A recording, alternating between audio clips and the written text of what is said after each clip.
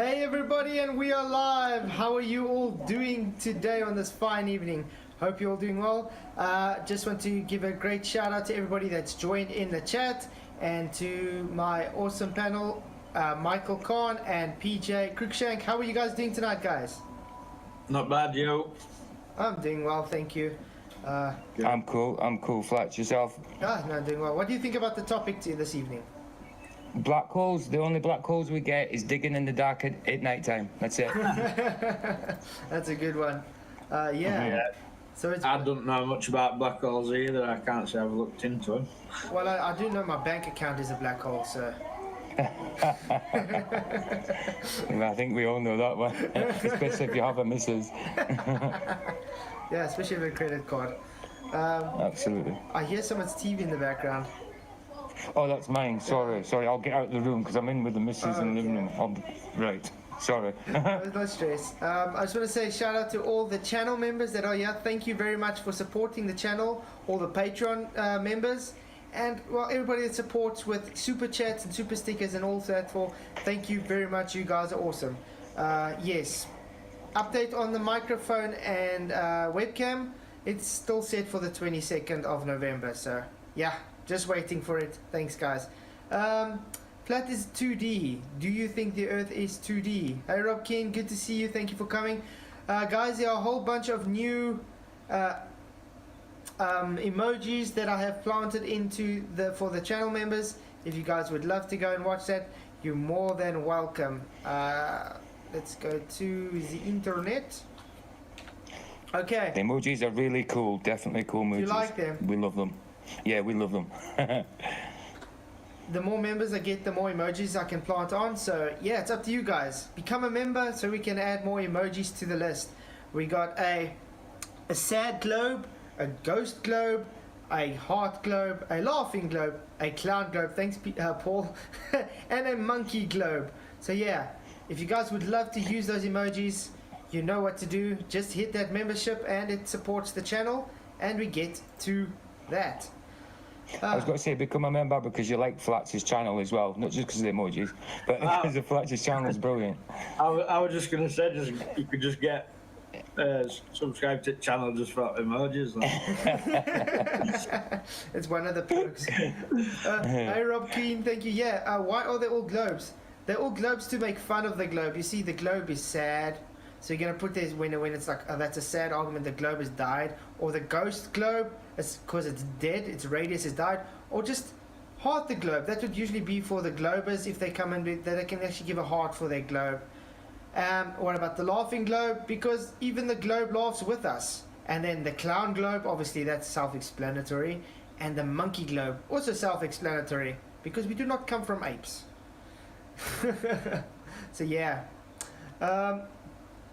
What do you guys want to do? Should I first start with some videos?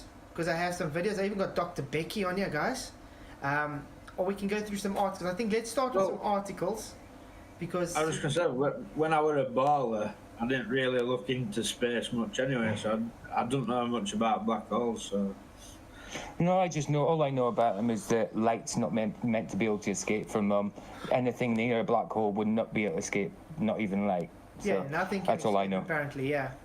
It's like taking a black wall in a black dark room and drawing a black hole in there and expecting to try and see it. Yeah. You can't. Because nothing can emit, it can't do anything. It literally just sucks everything, apparently, in the heliocentric religion. So, yeah, let's get to it. The first one is from space.com. So let's get through. Black holes, everything you need to know. Quite a beautiful CGI composite, that, don't you guys think? These gluttonous beasts are some of the most fascinating objects in space. Very exciting stuff. Black holes are some of the most fascinating objects in space. Image credit, Solo 7 via Getty Images. Remember, it's just an image. That's just because you can't actually take a photo of a black hole because it can't let any light or anything escape. So let's go. Black holes are some of the strangest and most fascinating objects in space.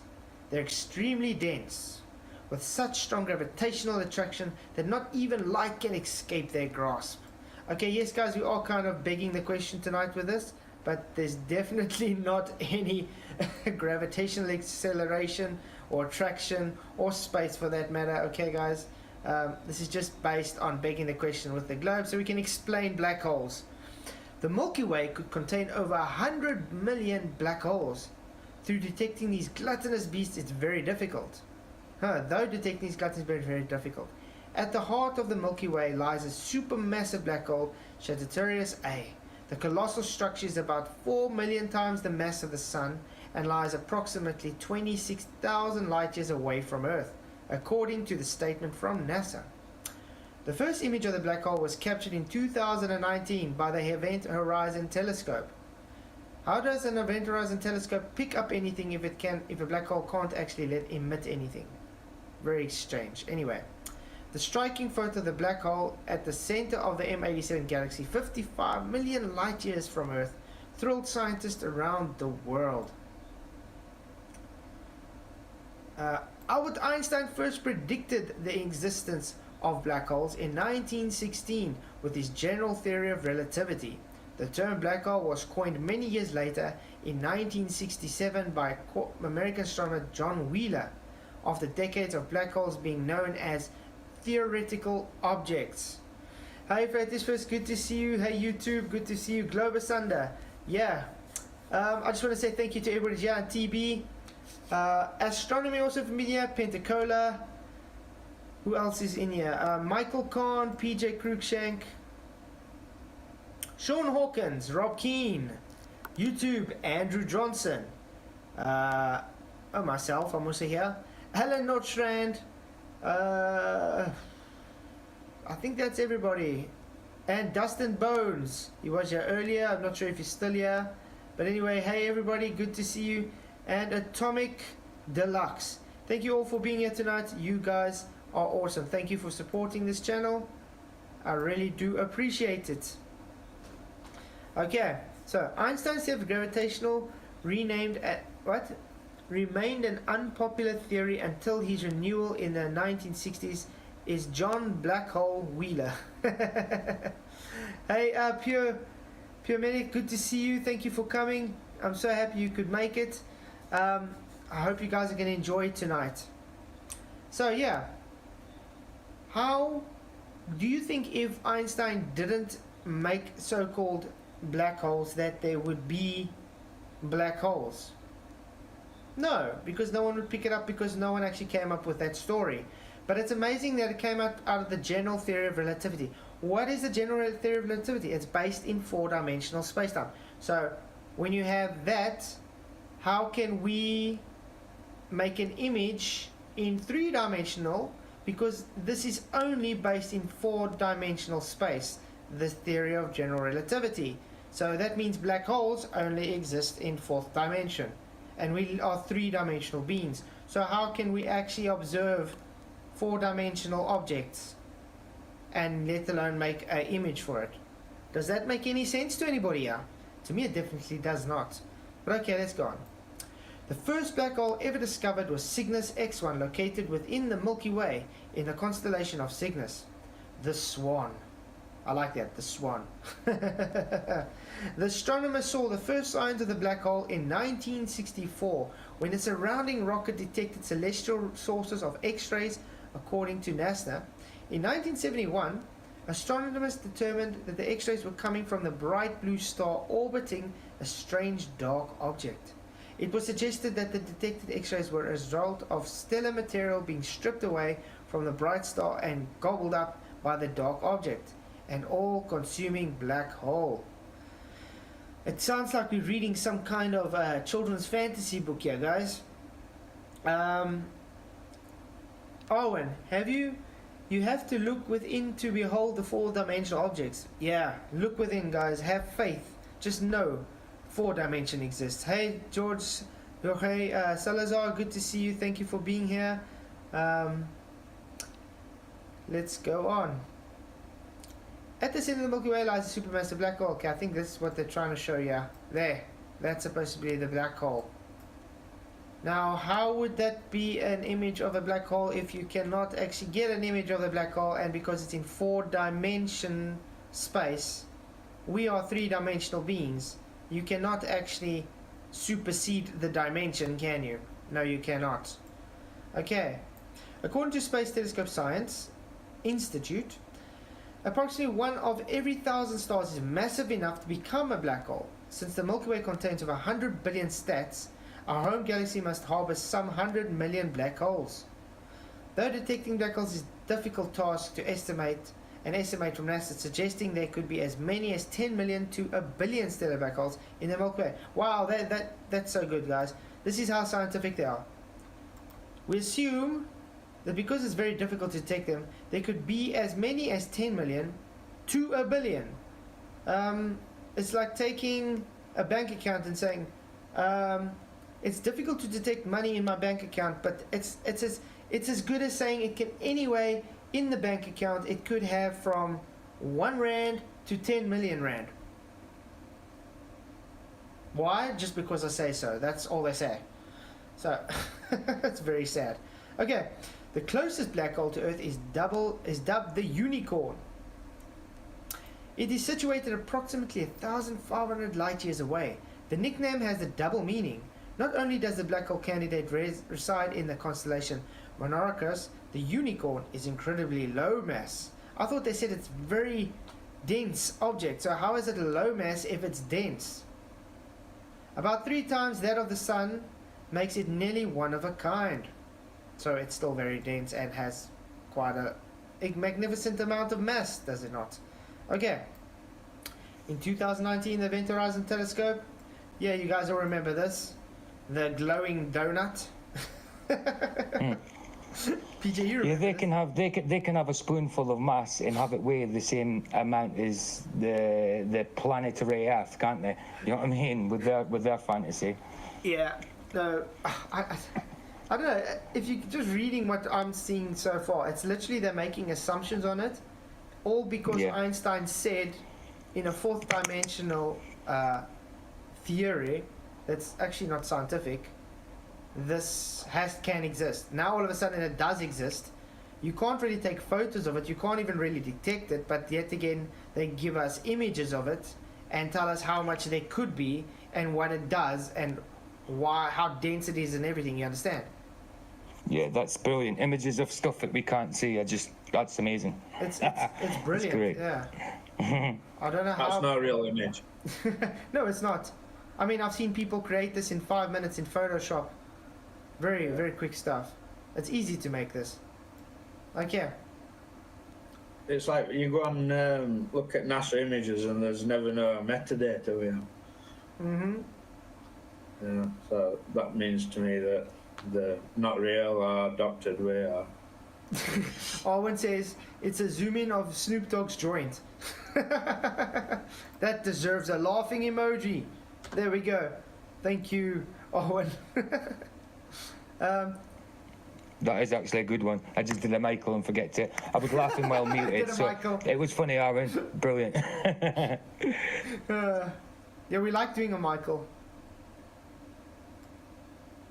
Okay. Tell me about it. Okay, let's carry on. In 2019, the Event Horizon Telescope, the EHT saw the black hole in the center of the galaxy M87, while the telescope was examining the event horizon, or the area past which nothing can escape from the black hole. The image maps as the sudden loss of photons, particles of light. It also opens up a whole new area of research into black holes. Now that astronomers know that the black hole looks like, how do you know what a black hole looks like if you can't see it? I mean, really. In 2021, astronomers revealed a new view of the giant black hole at the center of the M87, showing the colossal structure looks like a polarized light. A polarized light waves have a different orientation and brightness compared to unpolarized light. A new image shows that black hole in even more detail. Polarization is a signature of magnetic fields, and the image makes it clear that the black hole's rings is magnetized. So, in other words, they're saying it's some kind of huge magnet. Is that what they're trying to say? But how would it have a magnetic field if there's nothing there to give a magnetic field? kind of goes against magnetics, doesn't it?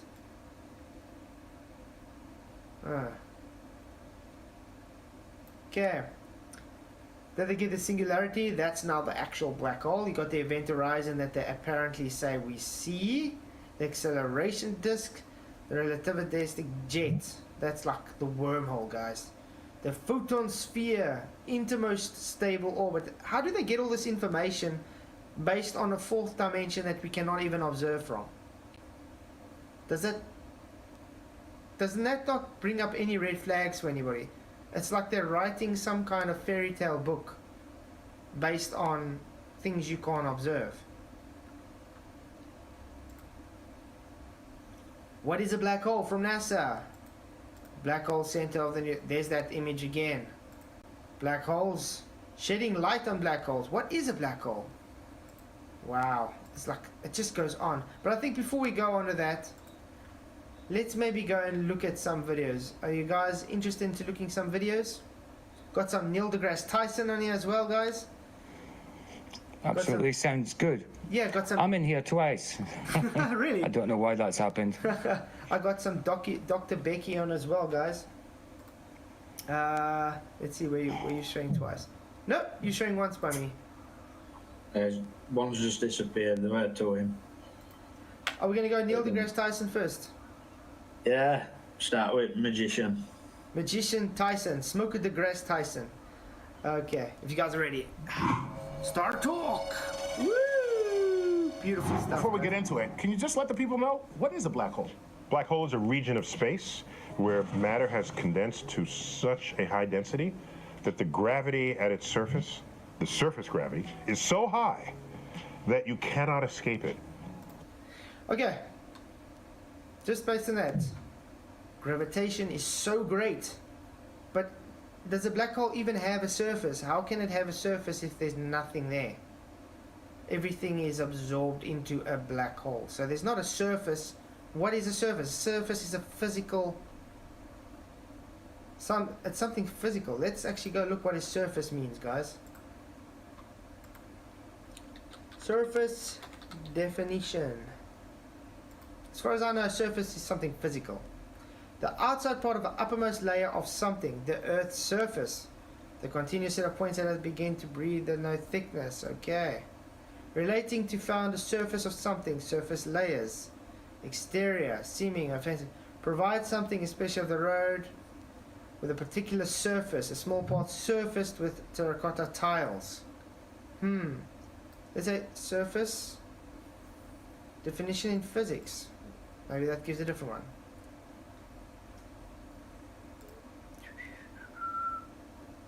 They don't know what they're claiming, Imster. No, they don't actually know. Hey, Rachie, good to see you. Glad you are here. Yeah, it always comes back to density, Rachie. Actually, everything based in gravity is density for some odd reason. But no, it's not density, guys. No. Surface in chemistry and physics, the uttermost layer of a material or substance. So, does a black hole have material substance because they say it's got a surface, guys? Maybe ponder on that. Even at the speed of light, you are forever trapped. It is the fabric of the space-time continuum warped back on itself. Kind of sounds like he's preaching Star Trek and Star Wars here, guys. The space continuum, time continuum, warped back on itself. Beam me up, Scotty. And once you fall in, you are never coming out. It is the human version of the Roach Motel. I wonder if anybody of these... Do you think any of these guys have actually tested it out before? Would someone be brave enough to go and fly into a black hole and actually see if you would ever come out? Oh, but then again, we can't even get out low Earth orbit. So that's never going to happen. You guys can't even make it to the moon, for Pete's sake. It's very sad. You check in, but you don't check out. A black hole. That's why we call them black. And when you fall and you don't come out, that's why we call it a hole. Because we tell it like it is in astrophysics. Black hole. Spin that wheel. So yeah, that is what a black hole is, guys. The tidal forces of gravity will create quite a calamity when you're stretched head to toe. Guys, I'm sure he's high or something, yeah? Just look the way he's talking. Are you sure you want to go? those tidal forces will increase to the point where your body will just snap in two, likely at the base of the spine. Seeking Saltwater, thank you for coming. Good to see you. Astronomy. You need Einstein relative perspective to understand it. You see how Newton and Einstein's work complement each other now. No, they don't complement each other, astronomy. Based on the general relativity, gravity is not a force. It's not even actual. It's only an apparent observable effect, because based on the inertial frame accelerating, that's all that general relativity is. Newtonian gravity is the mass and the mass have a force that attracts to one another. They don't compete with each other. They got no relation to each other. You might want to learn that. So yeah, O'Neill has got what? O'Neill has got you now. He's making his man moves on your ladyhood. Then each of those two pieces will snap into two. So you become 1 to 2 to 4 to 8. Hey Daniel, good to see you. Glad you could make it. 8 to 16, until you bifurcate all the way down to the center of the black hole. And you become a stream of atoms. And that's not even the worst part. Yeah, what's the word? The worst part is you are funneled, extruded through the fabric of space-time. I want to know how he's coming up with the story. Have they actually tested this out before? Or is it just the fantasy story? He's writing a book. Yeah. I don't know, but it sounds very painful, that's for sure. But how did they test this out? Exactly, you know. Maybe they got some extra long spaghetti or something like that. I don't know. Oh, wow. Check out what astronomy says. He says, right, that's your unseen black hole derp. Newton describes it physically. Newton describes black holes physically, but Newton didn't exist before Einstein, and Einstein came up with the theory of black holes way after Newton. Maybe you didn't pay attention when I showed you. Oh, it's already gone out. When Newton described in his general relativity in 1960, what? Yeah, it was 19 something. Anyway, back to it. Newton wasn't alive when Einstein came up with the theory of black holes. So, yeah, and Newton himself also questioned gravity. That's why he did not want to be ascribed to that notion. But then again, C.V. Boyce came up afterwards and just ascribed it for him. Nice, eh? Makes so much sense. Okay, so let's carry on. So that you used to be this wide, now you're this narrow. It sounds like a diet pill you take, guys. So if you guys want to go on a diet, just hop into a black hole. You were this wide, now you're this narrow. And Find so, me a black hole. Sorry? Yo, why? Wait, we should do it this way. We should do it this way. Yeah, me too. I could lose a few. I could be done with losing a few We times. should do it this way. You know what I mean? Yeah, we should do it this way. Are you tired of being overweight? Why do you go and do exercise? Why do you eat right? Why not just take this, the black hole? Take it once, hop in, and go from this to slender. You'll never That's ever brilliant. get back. Black hole. That's great. That's a brilliant advertisement. I'm sure they've got to hire you soon, Fox.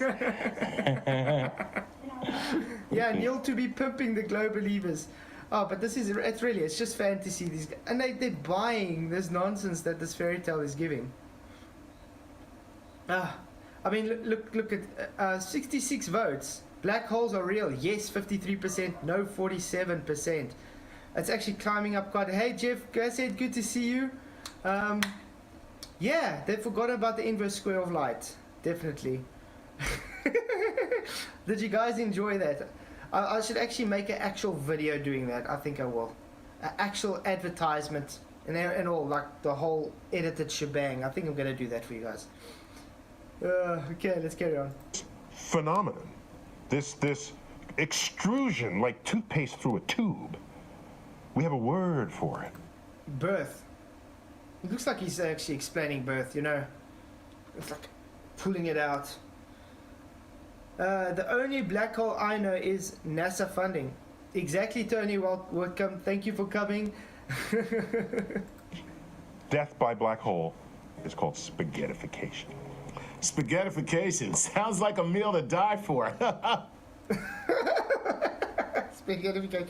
So, are you going to go and offer to jump in a black hole then, in the fourth dimension that you cannot get to? See what I did there? Kill me. Hold my bows. Thank you for coming. Good to see you. The Jolly Man. Good to see you. Okay. How do we maneuver 4 dimensions? It's hard enough to maneuver in 3 dimensions. You know what I mean?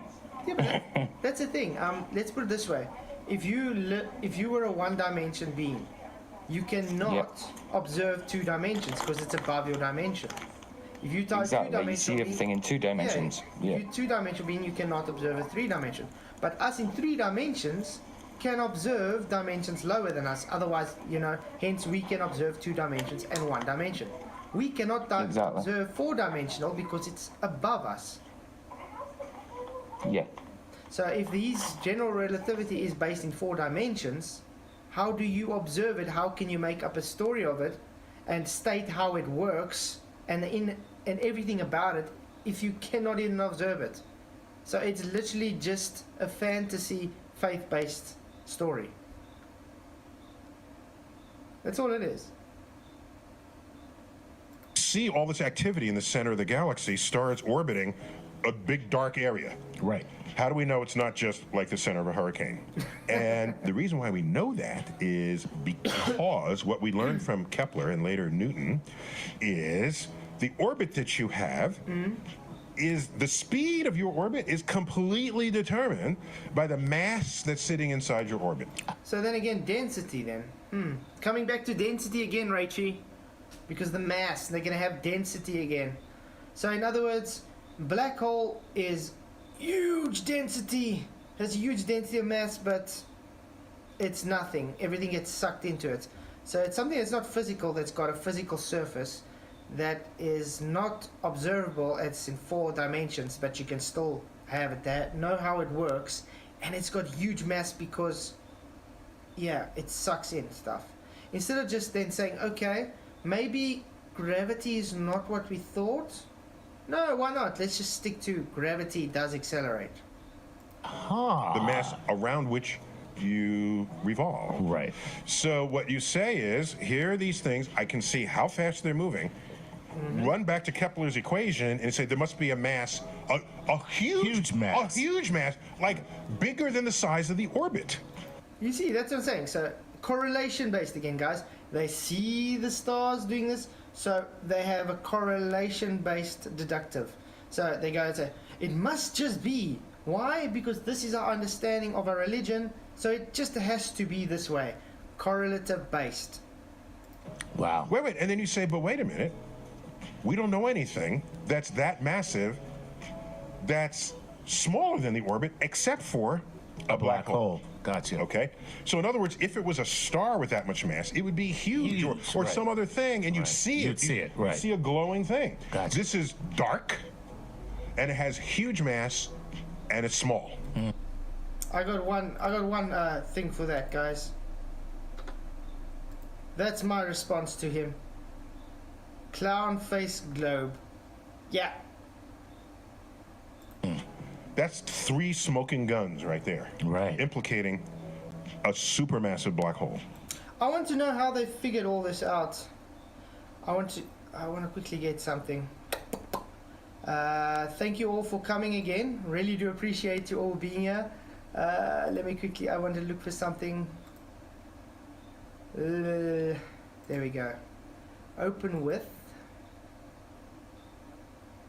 I wonder if it's going to work in there.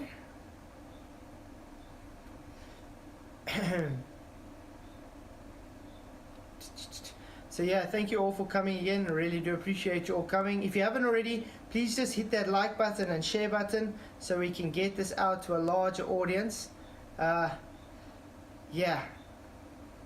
Let me see. Let's get this up going. Is this showing? Yes, it's showing. Oh, no. Okay, it is showing. Listen to this. Is Star Talk. Wow, Star Talk, brilliant. Thank you. Thank you, Neil. But listen to what he first says. It's one little simple question. What is gravity? You have no idea. Okay, next question. Wow. No, here's the difference. We can describe gravity. We can say what it Mm-hmm. does to other things. We can measure it, predict with it. But when you start asking, like, what it is, I don't know. What it is? I don't know. Guys, he doesn't know what gravity is. He should have stopped it. I don't know. We have no idea. He should have stopped there, and that's No, it. no, but that's what I said. I wanted to leave the predictive there so they know. Yeah. This is exactly what they're doing with black holes. It's exactly the same thing. I don't know what it is, but I'm going to give you a story of what it is. And what it does. And what it how does, affects how things. it works, give you the maths, give you the dimensions, give you how much could be there, what it's doing. It's exactly with gravity, the same story. I can tell you exactly what it does and everything like that in perfect detail, but I can't tell you exactly what it is. Crazy, yeah. Exactly. It's very funny. Wow. Okay, let's carry on. Supermassive black hole. Yes. That's- And our black hole is less massive than the one in the center of the Andromeda galaxy, our nearest big galaxy. Do we have black hole envy? Well, I think we do. Yeah, some black hole.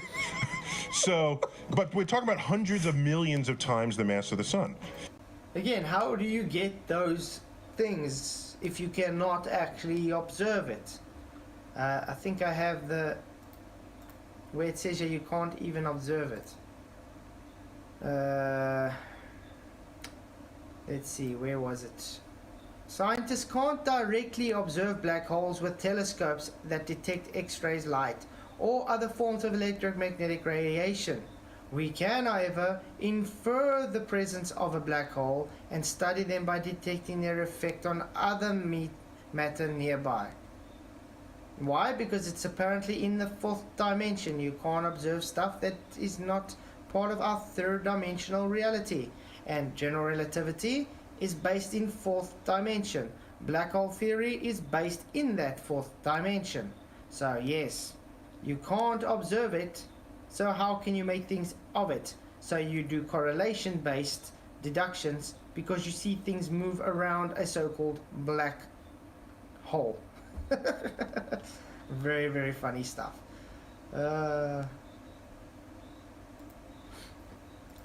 But it's a black hole, so it's small for that much mass. Wow. And so that's why. Oh, so we do it for our galaxy, then we do it for a neighboring galaxy. It's such Wait a- a minute. go ahead. And we can't, no, other galaxies are far away, so ground-based telescopes, you can't see it, so we send up Hubble.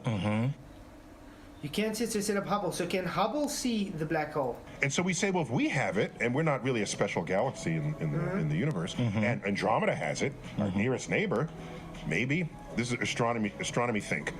These two galaxies have it, maybe every galaxy has it. You see, again, correlation based.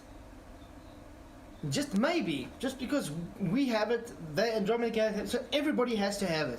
It's like Oprah going and saying, you have a black hole, you have a black hole, you have a black hole, everybody gets a black hole! That kind of thing, you know? This is actually a fun stream. Right. Okay? Because why should we be special? Right. It's called the Copernican principle. You're probably... The Copernican principle, yes. Which everything you guys base off is off the Copernican principle. That's why you have your so-called dimensions in space. Oh, and 100%, I see no attractive qualities. Not that I see negative either, just an interesting storyteller. He is a storyteller, exactly. He's a very good storyteller. not special. Right. That's it. Exactly. Copernicus, better known as my father. May the Father. You know, like Star Wars? Luke, I am your father. Copernicus is saying this to him. Yeah. Shows you guys, he's calling Copernicus his father, so he's actually putting... How can I put this? Oh, I'm going to put live chat on. Keep forgetting. Godzilla 37, if you see this, you see it. Thank you. Every time I see this, I'm going to say thank you to you for reminding me I must put live chat on. So he's telling us Copernicus is his father. Why? Because that's a way of showing Helios worship. You're not so special. I don't know what you think, but go ahead. Your father interacting with you. Exactly. Yes, okay, thank you. So we hypothesized that maybe all galaxies have black holes. So you invoke Hubble, who can see farther away galaxies and measure the movements of stars down deep in the middle, and they were moving fast. Not measure, calculate. Remember, there's a difference between calculate and measure, guys. Can you stop showing these messages in my chat? Adrian, McKnight, thank you. I don't want to get my stream taken down because you say these kind of stuff. Hi Rachie. Yeah, you can't have gas pressure without container. Without a container means there's an expanse for gas to expand into. So there's either a container or not. Which gas would expand into? Very simple stuff. As to. Right. And every next galaxy, and so we've now done enough, we're just resigned to the fact that every galaxy. This is the final warning, Aiden McKnight. If you're going to carry on with these type of messages, we are going to ban you. Thank you for timing out, Cruikshank. Yeah, it's quite sad that these guys have to go resort to those type of things. He's got a black. Even some of the smaller galaxies that might not have, they got black holes. They still have black holes, right? So no, we haven't measured every one of the 100 billion galaxies in the universe, but every galaxy we measured, the big ones, the small. Measured again. You haven't measured it. You've calculated it. Why? Because it's based on the Copernicus principle. Not measured, calculated. Ones It's like taking a poll. yeah, except even better. Right. Because the universe. Astronomy, gravity is the container. No, gravity is not a force. Gravity cannot contain anything. Doesn't have weird people living in back roads who think weird stuff. Okay, let's see if we can get to more exciting Goes stuff. into the black hole. Me that went in. Thin air. Oh wait, there's no air in Popping space. out of Popping thin popping space. out of thin air. Thin space. Thin space. Thin, empty space. And what happens is the black hole, so they have to come in pairs. Because if you think about empty space, You think of empty space, guys, they come in pairs. Let's see. For the pressure to build up in the first place, containment is necessary. You can be exactly. Pressure gradient comes off the pressure. The pressure requires containment because it's the force exerted by the gas on the surface wall of the container. you know, it has to be also just completely bland and featureless. So I can't have an electron appearing. Right. Because it has charge and it has spin and it has all these properties. It has to come with a pair that cancels its charge and it's new. Astronomy, we can prove that it's clearly a force, that mass attracts mass, but you ignore the Cavendish experiment. Astronomy, you might want to know that according to the theory of general relativity, on Earth's surface, there's no such thing as gravity. It doesn't exist. It's fake. Yeah. Because it's not the mass attracting mass, it's simply your Earth accelerating up at 9.8 meters per second squared. So it's not the apple falling down that's being attracted, mass attract. It's the Earth moving up. It's only an observable, which is not even observable because it's in fourth dimension, which is really sad. Godzilla 37, thank you for being here. Thank you for your super chat. $10 super chat. Thank you very much. I've looked everywhere, tried all kinds of stains, but nothing will ever get me as high as Neil deGrasse. Do you happen to have his dealer's phone number? he does look very high. I think he's always high when he's on. But Godzilla, good one. Thank you very much for the super chat. Really appreciate it. Neutralizes it completely. We call it neutralizing all its quantum numbers. So it has to come in pairs. Okay. And then it can go in and out of the vacuum and just creates a kind of quantum Now it's in a vacuum, guys. Yeah, space is a vacuum, apparently. froth that we never notice. Wait, What just to the be black clear, hole that does- paired particle is antimatter. Right. Just to be clear. Right, it would be an It's another perspective of space-time and not how gravity manipulates it. You need to understand Newton's first... again, Newton is wrong. Should we show you again how Newton is wrong? Newton was wrong. Einstein showed Newton was wrong about gravity. Now scientists are coming for Einstein because they're pushing now entropic gravity. No, thank you, Godzilla 37. You rock. Thank you very, very much. So again, Einstein showed Newton was wrong about gravity. So again, astronomy, Cavendish is wrong. It's not even an experiment to begin with. Where's your experiment? Einstein compliments Newton. You can derive Newton's formula from Einstein's. Einstein showed Newton was wrong about gravity. He says Einstein compliments Newton. Einstein showed Newton was wrong about gravity. He says Einstein compliments Newton. What do you read? Yeah, gravity doesn't work, guys. It's just a fairy tale.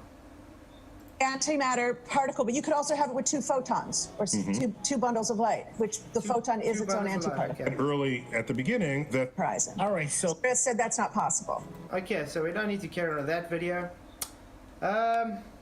We got Dr. Becky on as well, guys. If you guys want to see that, let me know. We can start talking on Dr. Becky. So, PJ and Michael, do you guys have any thoughts on what we just heard from the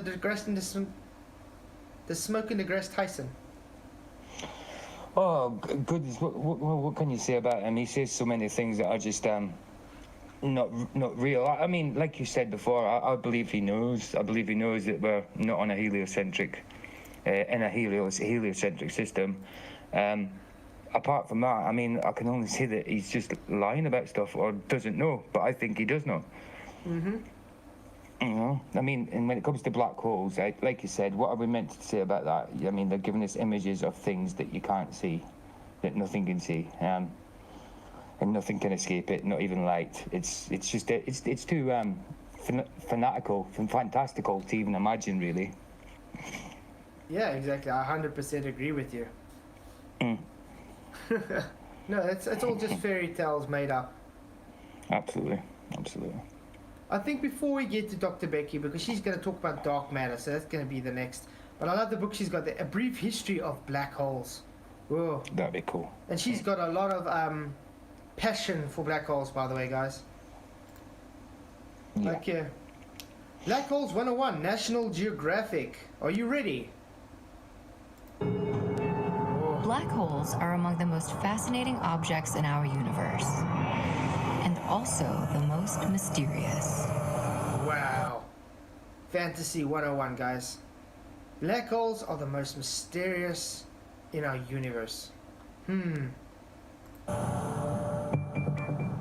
A black hole is a region in space where the force of gravity is so strong, not even light, the fastest known entity in our... See what I mean? A force of gravity. How can they say the force of gravity when it's based in the general relativity? General relativity specifically says gravity is not a force. So how can it have the force of gravity pulling light in if it's not a force? Godzilla, hate Becky so much. Yeah, Becky doesn't really answer us when we try and talk to her. She just literally ignores us because she can't take actually answering things when we ask, because they would only listen to their own crowd. Black holes are real, 82 votes. Yes, 58%. No, 45%. I'm actually very surprised about this poll. I thought it's going to be a runaway with yes because of all the globe trolls. But it's good to see so much people waking up to the truth. Our universe can escape. The boundary of a black hole is called the event horizon. The event horizon. Yeah, because that's where the light is traveling to go into the so-called black hole, they say, guys. Point of no return, beyond which we truly cannot see. I just want to know how you guys get all this information if you've never been able to actually observe a black hole. When something crosses the event horizon, it collapses into the black hole's singularity, an infinitely small, infinitely dense point where space, time, and the laws of physics no longer apply. Oh, Oh, so in other words, guys, they're rewriting physics here. They're literally saying laws of physics don't apply here. Why? Because we just have an imagination. PJ, perspective, that's definitely good to see. I mean, that poll result. It is good to see that poll results.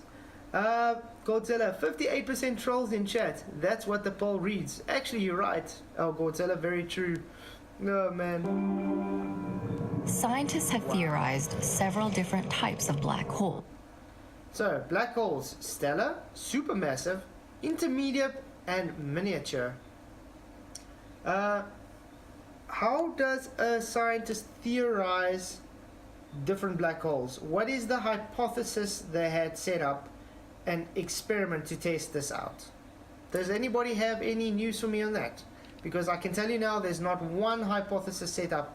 So you cannot have a theory for it unless it's just a colloquial theory, which just means it's fantasy. It's just a story.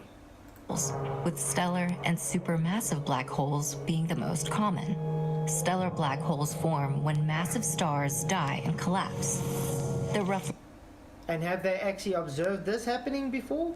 Massive stars dying and collapsing and creating a stellar black hole?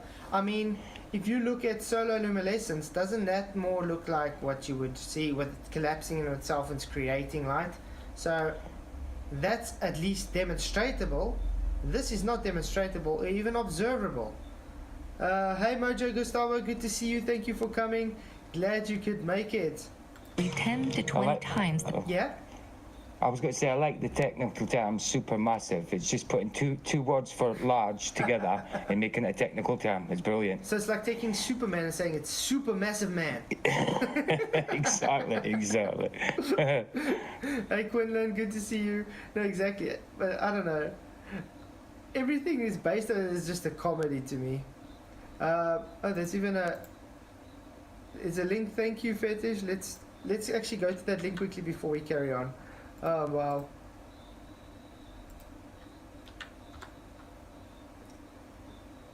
Stars with a big bang. Forbes, yeah, exactly. Sonoluminescence.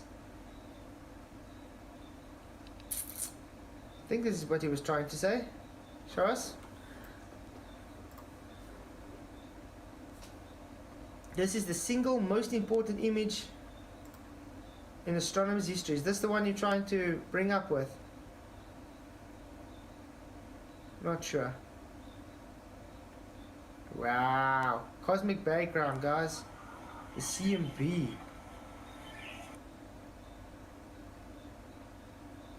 Ooh, okay.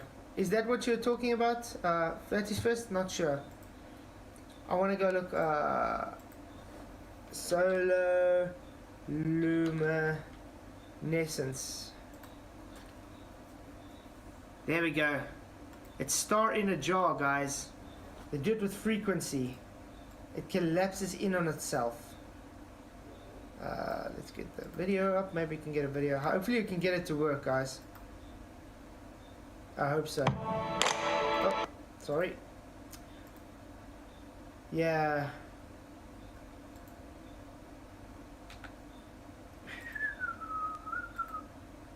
I think it's working now. Let's see. Can you guys see this? Just want to make sure. Yes. Okay, you guys can see this. Let's look. Star in a jar, guys. Called sonoluminescence. Ooh. The first time I saw sonoluminescence was in a darkened room. See there, guys. Check it out. Doesn't that sort of look like what a black hole is? See, you just can't see the light there. You see the wave light on the edge. I was transfixed to look at this spherical flask of fluid. You can see the combustion in there, and it's all done with frequency. And you look into the center, and in the center see a glowing blue-purple light, which could be seen with the unaided eye. Yeah, check it out. Beautiful stuff, guys. Very, very beautiful stuff, that. Say anything about it? Seth called it the star in a jar, a tiny spot of bright light contained in a flask of liquid. Thank you. Look at that. Okay, we don't need the music. Star in the jar, guys. All done with frequency. Inside a flask of liquid. And this sound wave makes the bubble do something remarkable. What does it make it do? First, it expands. Yeah. Then it collapses. And this collapse happens so violently that vapor molecules trapped inside the bubble slam together and heat up so much that the bubble gives off an incredible burst of heat and light, several thousand times a second. Doesn't that sort of go against what a black hole is, guys? Doesn't that go against what they've been talking about, the black holes? Let's see. Might be 10 times, Michael. Wow. That's a real star in a jar of it is better representation. Yeah. Man, it's hot. Okay, so let's carry on. So they say this is a self-collapse in itself and it creates it, but then a star in a jar also collapses in itself and it creates light. So it does opposite of what this does though. Mass of our sun and scattered throughout the universe. There could be millions of these stellar black holes in the Milky Way alone. Could be. Notice how they say it could be, not that there is. Supermassive black holes are giants by comparison, measuring millions, even billions of times more massive than our sun. You mean calculating, not measuring, because you're not actually measuring things you cannot observe. So you're calculating based on your belief that they're there. Scientists can only guess how they form, but we do know they exist at the center of just about every large... PJ, it's only that warm... What? It's only that warm even this time of year. Yeah. I'm gonna say it's the monkey globe. Galaxy, including our own. Milky Way. Sagittarius A, the supermassive black hole at the center of the Milky Way. Astronomy. Notice how FE can't track anything on Earth, let alone in space. What do you mean, can't track anything on Earth? You can be more specific about that? Has a mass of roughly 4 million suns and has a diameter about the distance between the Earth. They do sure use the word measure extremely literally. Yep. Earth and our sun. Because black holes are invisible, the only way for scientists to detect and study them is to observe their effect on nearby matter. Because they are invisible. Huh. They shouldn't even be able to show effects on nearby matter because it's based on a theory in the fourth dimension. Hey, no one, good to see you. Glad you could make it. Thank you for coming. I see Pentacle is still going on. Pentacle, okay, it's already timed out. Sorry, Pentacle. Aye. Pentalica's George is just swapping between two and he's just saying the same rubbish over and over again. I don't know why people are bothering to argue with him. Like, he started coming in here from the beginning, actually just trolling. So yeah, that's actually sad. Astronomy, navigation. We navigate on a flat Earth. Everything is based on flat Earth navigation. So I don't know what you're talking about. We cannot do it. This astronomy is just throwing out words now because he doesn't understand what's going on. But okay. Oh wait, I forgot, Jolly Man. I was supposed to make you a moderator such a long time ago.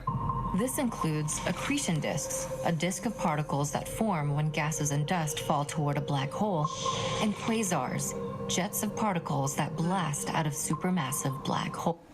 That blast out of supermassive black holes, but if you go in, you cannot go out. So how is that not counterintuitive of each other? It's not a contradiction at all. Everything goes in, cannot come out. But now with the quasar, it shoots it out. I mean... oh wow. Holes. Black holes remained largely unknown until the 20th century. Largely unknown, yeah, because it never existed. It wasn't a story until this man made it up. Remember, he actually had to make the theory up for it to be known.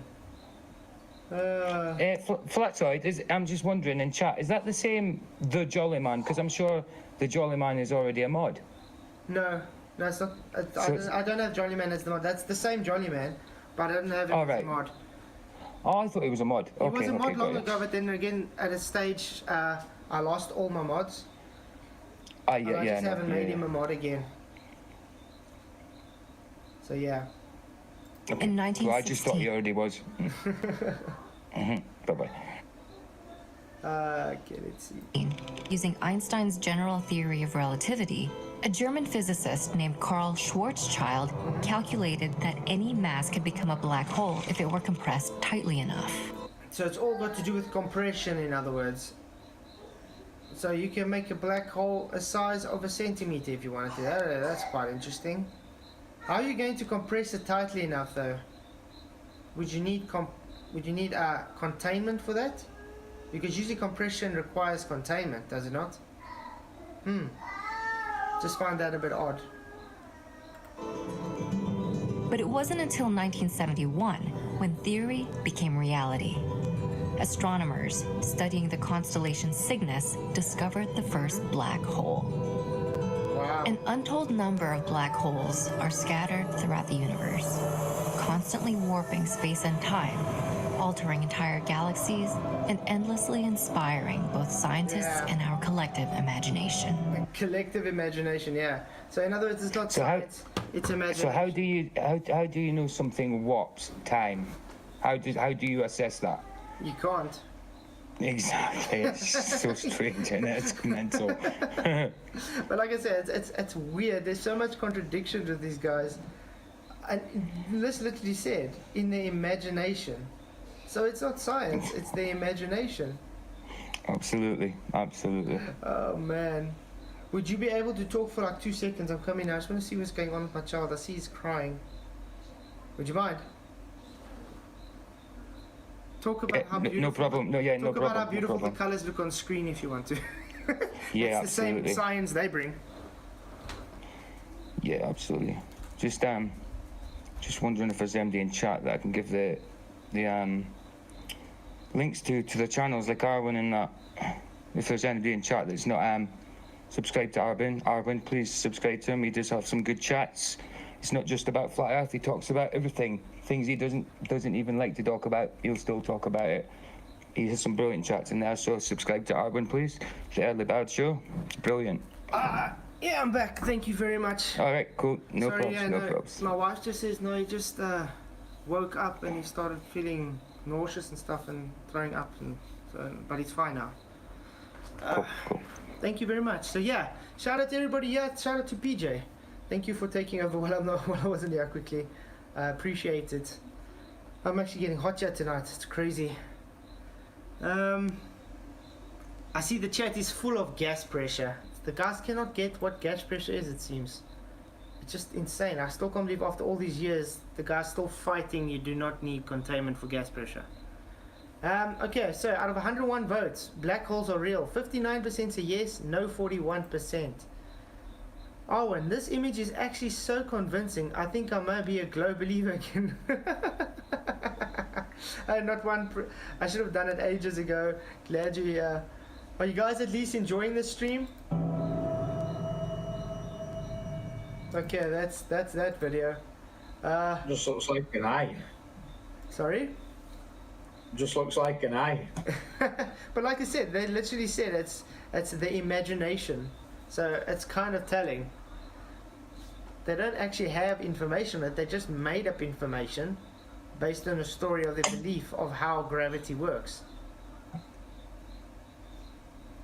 It's very sad. But yeah, let's move on to Mrs. Dr. Becky. Dr. Becky loves her black holes and dark matter, guys. So let's see what Dr. Becky has to say to us. A study that came out recently massively caught my eye. It claims to have found the first ever evidence that a black hole has grown by consuming dark matter. Okay, so let's get that on. She says they've got information that a black hole, something you cannot observe, Remember, they're saying you can only observe a black hole by what it's doing around the black hole. So in other words, you see the light as it's sucking in the light. Hey, Original D-Rose, good to see you. Thank you for coming. Old School, thank you for coming. So yeah, and then now they're saying that it can suck dark matter. They can't even observe dark matter, but now apparently it's sucking in dark matter. What is dark matter? Let's go look what dark matter is, guys. Close window. Sorry about that. Okay. What is dark matter? Can close that. Dark matter, a component of the universe whose presence is discerned from its gravitational attraction rather than its luminosity. Dark matter makes up 30.1% of matter energy composition of the universe. The rest is dark energy, 69.4%, and ordinary visible matter, 0.5%. That doesn't really explain what it is, but okay. Originally known as the missing mass, dark matter existence was first inferred by Swiss-American astronomer Fritz Zwicky, who in 1933 discovered that the mass of all the stars in the Coma cluster of galaxies provided only about 1% of the mass needed to keep the galaxies from escaping the cluster's gravitational pull. You see, so they had to make dark matter up because the mass needed to keep them in those orbits wasn't enough. So they had to create more superglue for the gravity. Understand? The reality of this missing mass remained in question for decades until the 1970s, when the American astronomers Vera Rubin and W. Kent Ford confirmed its existence by the observation of a similar phenomenon. The mass of the stars visible within the typical galaxy is only about 10% of that required to keep those stars orbiting the galaxy's center. In general, the speed with which stars orbit the center of their galaxy is independent of their separation from the center. Indeed, orbital velocity is either constant or increases slightly with distance rather than dropping off as expected. To account for this, the mass of the galaxy within the orbit of the stars must increase linearly with the distance of the stars from the galaxy center. However, no light is seen from this inner mass, hence the name dark matter. So in other words, story shows this is our theory of gravity, this is what's supposed to happen because of our theory of gravity. This happens, why? That goes against our theory of gravity. So let's make a new super glue. It's like the super gravity to make the reason why it still holds true to our gravity fairy tale. That's all it is. So dark matter doesn't actually exist, just like black holes don't actually exist, because you just need it to exist. Which is really sad. They just have to, they don't know what it is, but it's just there because, yeah, why not? Let's see if we can find some more information on dark matter. What is dark matter? Dark matter experiment. This should be interesting. Let's see how they experiment on dark matter. Okay. Fritz Zwicky, the Swiss astronomer, worked in the... Okay. Do I really have to do this? Okay, whatever. Just continue. Okay. Before into technology, measured the velocity dispersion of galaxies in the Cosmos, found a higher value than expected from the estimated total amounts of clusters. Zwicky defined such unseen mass and darkness. Remember, guys, they said it's the experiment. So we're going to look if there's a hypothesis here so we can see what the experiment was. These observations were confirmed later in the 1970s when the data collected on the galactic gravitational curves. I don't understand. A Swiss astronomer, he measured the velocity dispersion of galaxies in a Coma cluster. Okay, so that must be a observation, maybe. Okay, finding the value larger than expected. So otherwise you had to have a hypothesis which would state what it would be, but what did he manipulate to have it as an experiment though? Physicists can look up its effect by measuring the movements of galaxies. and what is made of is still a mystery. The discovery would have significant impact on the understanding of the formation of the large-scale structure of the universe, and it could lead to empirical evidence of new unknown particles. Yeah, I've never been to Narnia in a black hole, but affirms such exists. Yeah, that stuff does exist in a black hole, original D-Rose. It comes out quite a lot into the what we call the White House. Oh wow. Ooh.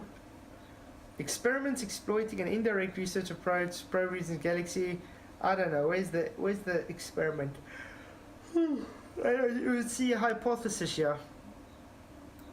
Okay, anode cathode.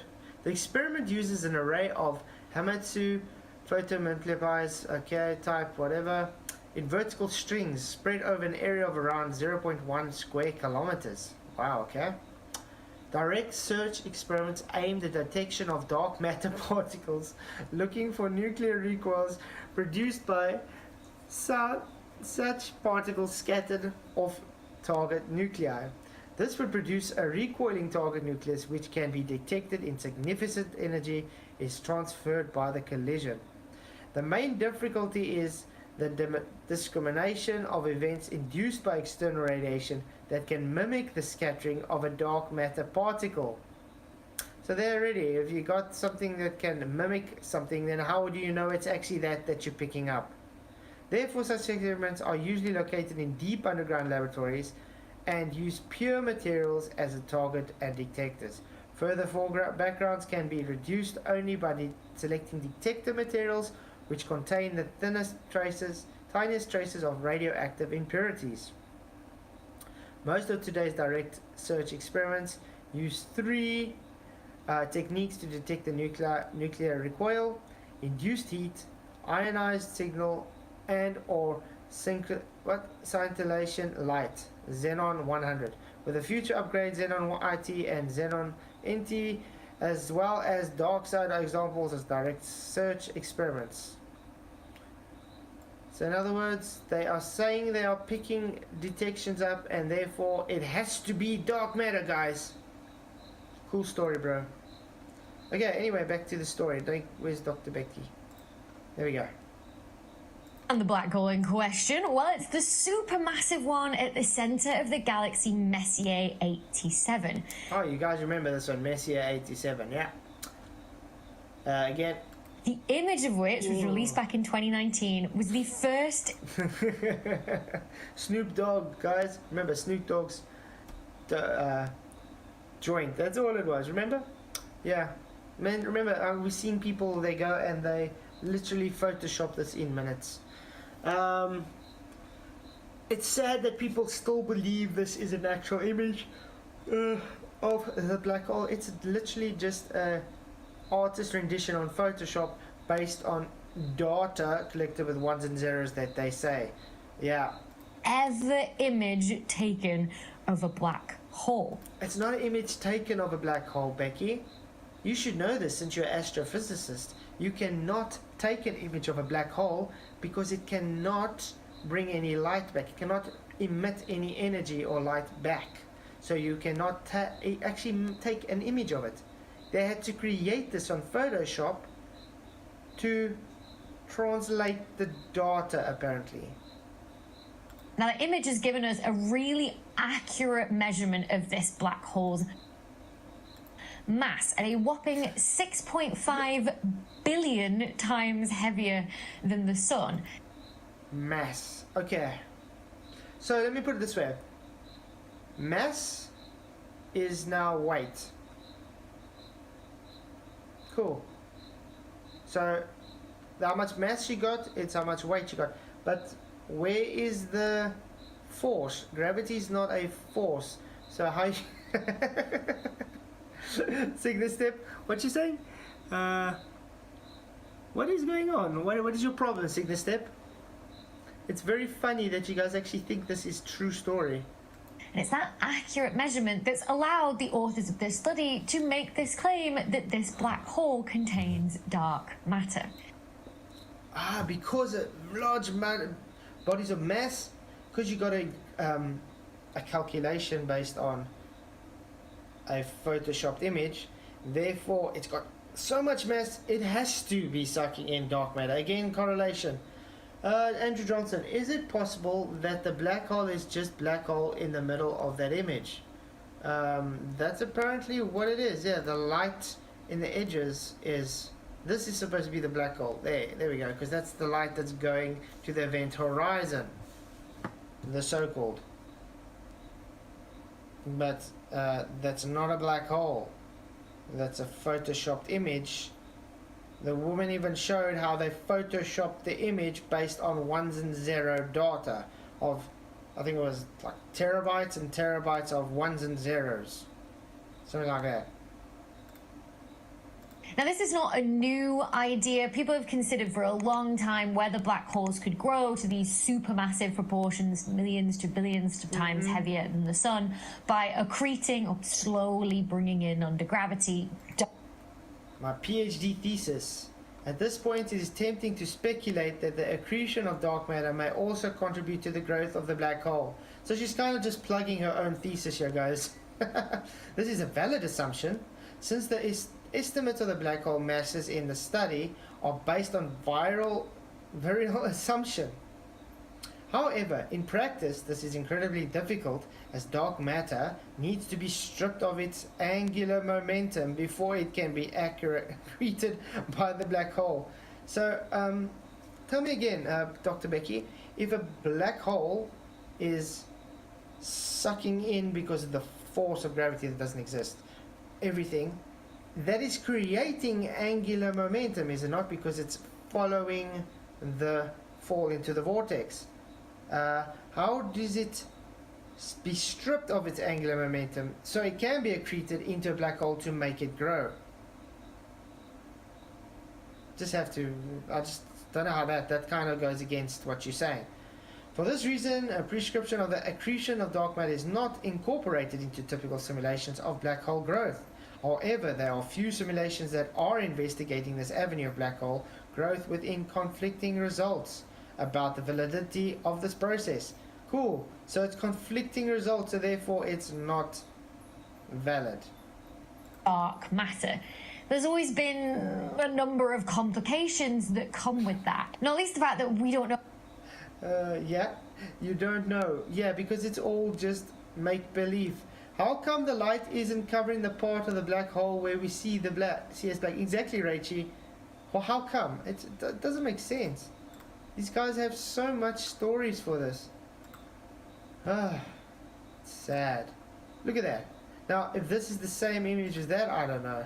Why is it changed?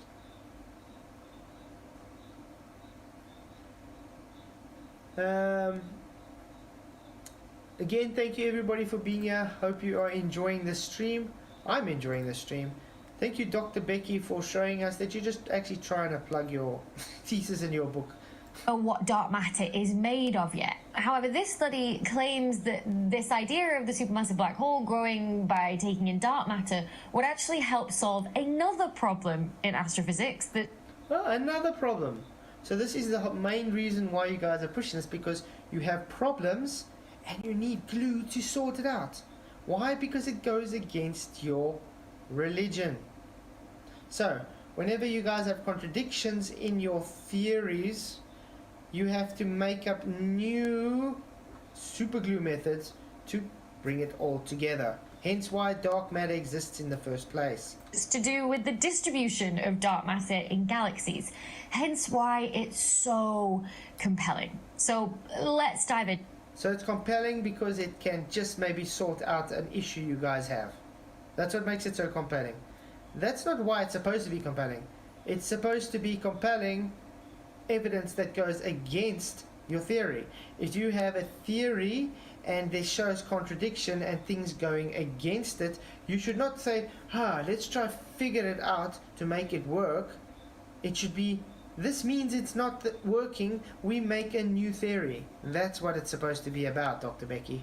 First of all, let's start with a bit of a recap on dark matter. Now, I've made a video before on this channel that recaps all the evidence that we've collected over the past century that's led astrophysicists to conclude there must be this dark matter.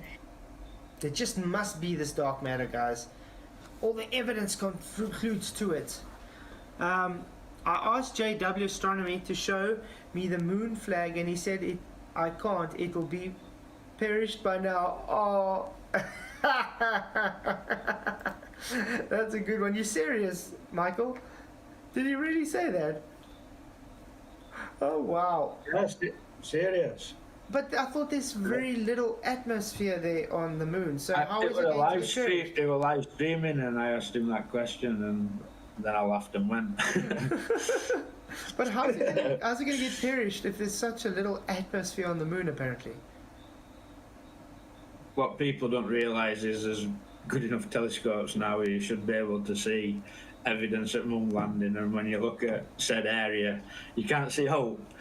No, really. That's sad. That's really sad. Oh man. The things that people will come up with just to try and keep their narrative alive. I mean, it's very simple. They should be able to show us the even just the pole, even, or anything. There should be some form of showing anything was on the moon. In the universe. Essentially, we know it exists because of its strong gravitational effects. We notice the effect of gravity that has on other things around it. The problem is we just can't see any matter that's giving out any light. You can't see anything, so how do you know it's there? Do you see the problem? You can't see anything, but you know how it works, what it's doing, the size of it, but you can't see it. To go with it. Think of it this way. Of the 4 fundamental forces of physics, it seems to only... You know, they're actually going to have to start changing this to the 4 fundamental forces, because gravity is not actually a force. So it's sad that they're still calling gravity a force with the 4 fundamental physics. Unfortunately, they still do. You should change it now to disequilibrium, because that's all it actually is. For one of them, although perhaps the strong force also somehow holds together whatever particles dark matter might be made of, if it does turn out to be a particle. If you think about dark matter in this way, it might not seem like as strange of a concept to you anymore. What? You didn't actually explain anything. You just explained the 4 fundamental forces and said if you think of it this way, then therefore your baloney about dark matter being sucked into a black hole must exist. Astronomy, because of why Flatzoid? Why do you think that is gravity? What? Can you set up a coherent sentence, please? Because of why Flatzoid? Why do you think that is gravity? Please be more consistent, or set up a better question for me, please, astronomy. Then maybe I can answer you, because it's not really making sense. In the same way that normal oxygen... If we can measure the rate it's moving, we can measure its size, because we have understand how gravity works here. Check that face, guys.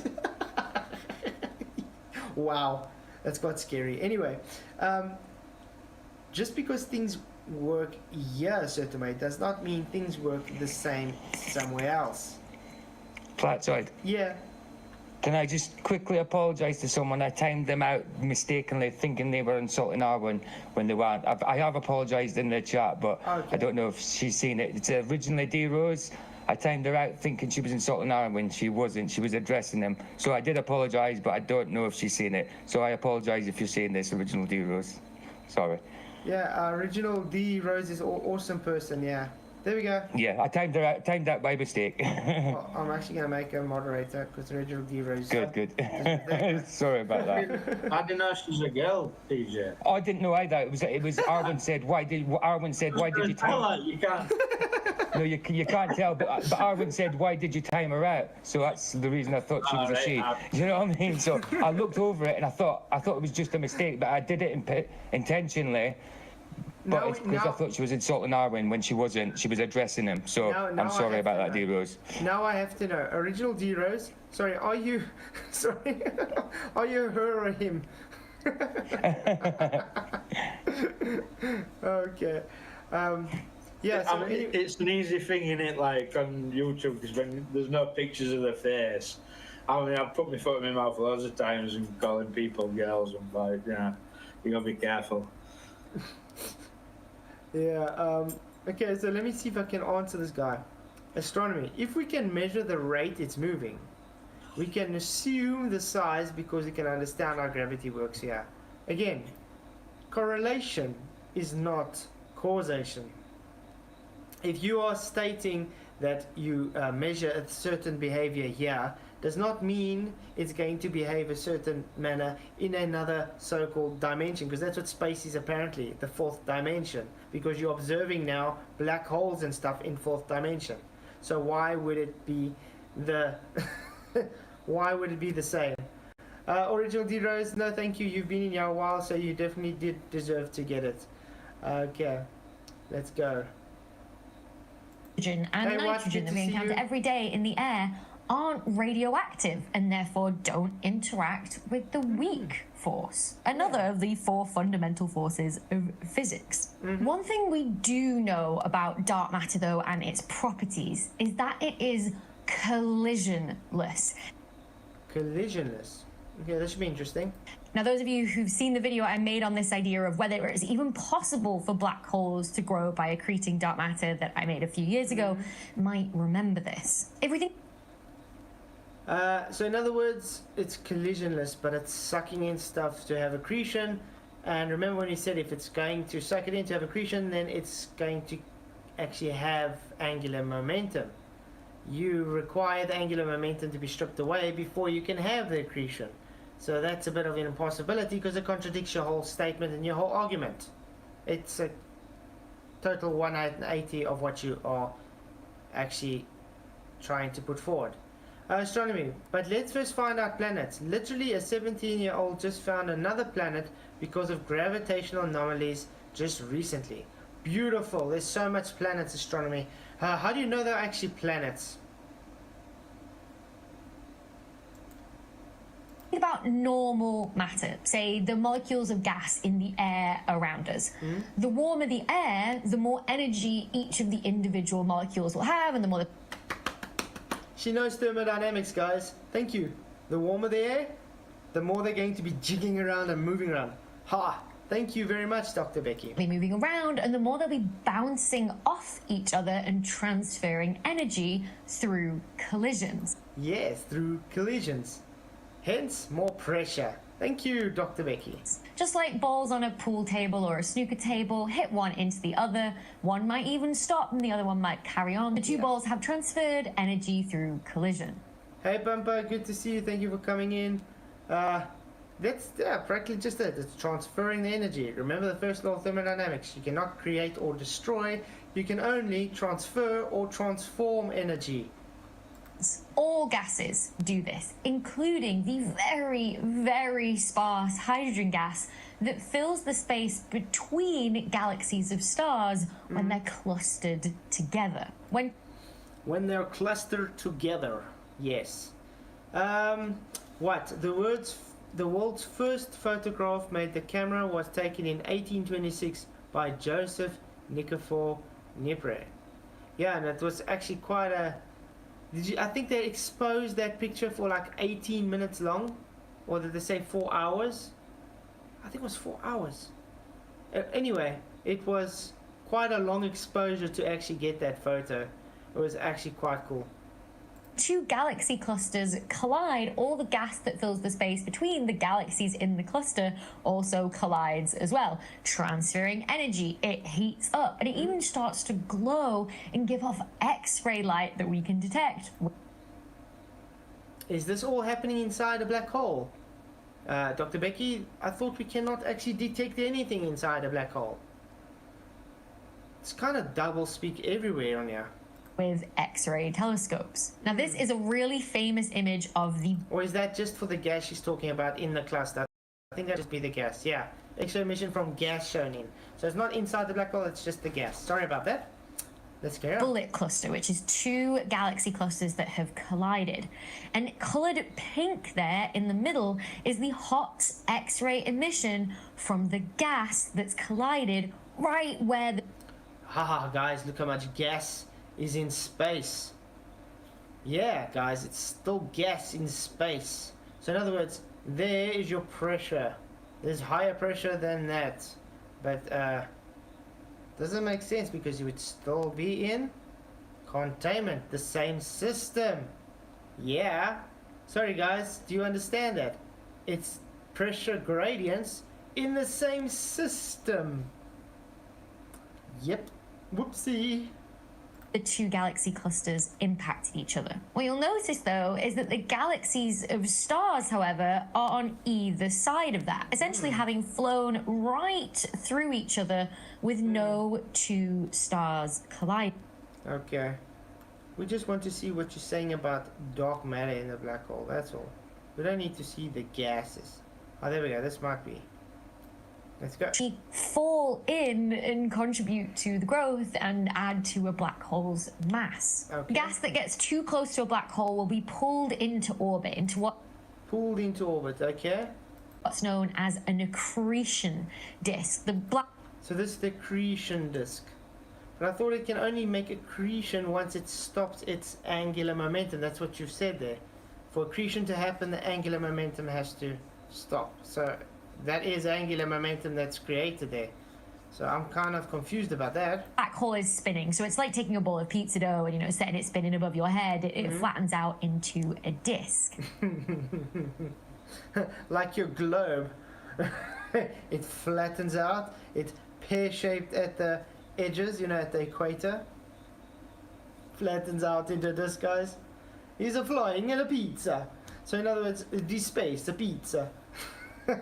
Problem is, the gas in that disk is just on a happy orbit around that black hole and will continue on that orbit forevermore unless you have collisions of two particles that can... Oh, so the one has to collide and the other to actually get it pushed into the black hole. Exchange energy. Again, just like back to our balls on a pool table. Sometimes you can play a shot where the cue ball completely stops and It transferred all its energy over there. Not smarter than everyone astronomer, you don't lie. Astronomers never landed on any planet in the celestial realm. Yeah, nobody actually even leaves so-called lower Earth orbit, guys. So they can't really... But then again, like we're showing you, it's literally all just fantasy, man-made stories. They're all just making stories up to try and suit what they want it to be. It's as simple as that. Let's go and see what the poll is saying. Black holes are real. At 126 votes, yes 57%, no 43%. Again, I'm very, very surprised on this. I thought yes is going to go hectic way because I get so much globe trolls here. But it's good to see it's keeping so close. What? John Mitchell conceived of black holes in 1783. Really? The torsion bar experiment was originally proposed by John Mitchell, who constructed a torsion bar apparatus. But what does that have to do with black holes though? What? Because as far as we know, Albert Einstein came up with the theory of black holes. But Mitchell died 1783. Without completing the experiment. Does he actually have a hypothesis for that? It would be interesting to see. There's all its energy to the other ball. Yeah. The same thing can happen in the accretion disk around a black hole with particles. You can have two particles that collide, one of which gains all the energy and probably can escape from the accretion disk. So in other words, it's just hitting it over the edge, in other words. Simulations indicate that dark matter contributes to no more than 10% of the total accreted mass. Right, but it's much likely that it's less than that. Combine that with the fact that black... And now she's saying it most likely less than that. So in other words, it's not actually notable. They are making assumptions what it could be.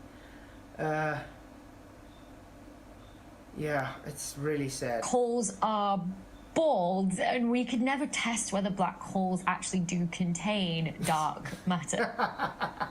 So you can't test it, yet you want to make a claim that it's doing it. That is how astrophysicists work, guys. They can't actually test it, hence it's only correlative, and they make assumptions that it is that, therefore it is that. Remember, this whole thing was first evidence for dark matter in a black hole. Now she's literally saying you can't test it, and they don't know how they By bald, I'm referring to what's known as the no-hair theorem, that states that essentially the only three parameters that you can measure about a black hole is its mass, its charge, and its spin. No, you don't measure it, you calculate it. And yes, Rachie, the whole globe model is based on assumptions. It's all faith-based assumptions, that's all. What's the DV and IV? Yeah, Roman, you guys really need to take first year physics class, is that so? Well, it's repeated every year by physics students, so calling it non-experiment doesn't do anything for you. What's repeated, Roman? Okay, anyway. But like I was saying, she's so enthusiastic as usual. Yeah. It's on about Cavendish. Oh man, Cavendish. IPDV, please. Yeah. If he wants, I can send him the link and he can actually come and talk to me in Discord or in Element or whatever. Roman, do you want the link so you can come and talk to me in Discord? I'm gonna get the link for you. How's that sound? I bet he don't because he's a sock. Yeah, probably. But it's just nice to show the people that I do actually give the people a chance. Because it's otherwise, oh, it's just an echo chamber. You don't let people talk. You know how it goes. Oh yeah, it's sad. So Ronan, yeah, I know how it goes, like, but you keep letting these clowns talk, and we never get anywhere. We're still arguing the same things as 2015. Actually, yeah, you're right. You know what I mean? It's like good round in circles if you argue with these fools, like, because they're just false accounts. You'll be surprised how much of these are just double accounts. Quite a few of them, and I'm surprised. I'm actually still on the thing that's saying some of them are Sean Hawkins. That guy has some kind of issue. I don't know. He's got about 1,000 socks on That guy's got so much sock accounts. It's not stable. Thing is, I'm starting to figure out who they are from what things that they say. You know what I mean? Yeah, a lot of them follow the same patterns. They don't even try to change their patterns or the things they say. I mean, I've even seen some of them literally copy and paste their arguments from different people into different threads from the other socks. It's like, you know, you just said this in another video with a different name. It's like, yeah. Well, if you want any sound evidence for flat Earth, sock accounts. Yeah. Let's carry on with Becky. So yeah, it's very simple. They don't measure anything, they only calculate, and it's all based on assumptions that it should be working that way. So there's no evidence for dark matter, or even a black hole for that matter. So there's definitely no evidence for dark matter inside a black hole. They can't even test it. Essentially, all other information is erased. Like, for example, what element the matter that's fallen into that black hole actually was. So you could never say whether a black hole is made of 80% hydrogen and 10% helium or 10% dark matter. So because you can't tell what's inside there, therefore you'll just make a claim that there should be 10% dark matter in there. That's very scientific, definitely. Wow. And this is why I love Dr. Becky so much. No actual evidence, just assumptions, and then claim it to be evidential. All of that information is erased beyond the event horizon, so we can't test any of these simulations. I guess, again, can't test anything. So how is it anything got to do with science? Where's the science here? Oh man. Are you guys enjoying this at least? Let me know if I must look up someone else that we can talk about dark matter. Black holes. Because Dr. Becky is kind of just repeating herself over and over. Type 1 in chat if you want me to look for someone else that talks about dark matter. I mean about black holes, or type 2 if you want me to carry on with Dr. Becky talking about black holes. This is your chance. I'm going to see, start Q&A. 1 for Dr. Becky, 2 for someone else. Start. There we go. 1 for Dr. Becky, 2 for someone else. You guys let me know. Let's get back to live chat.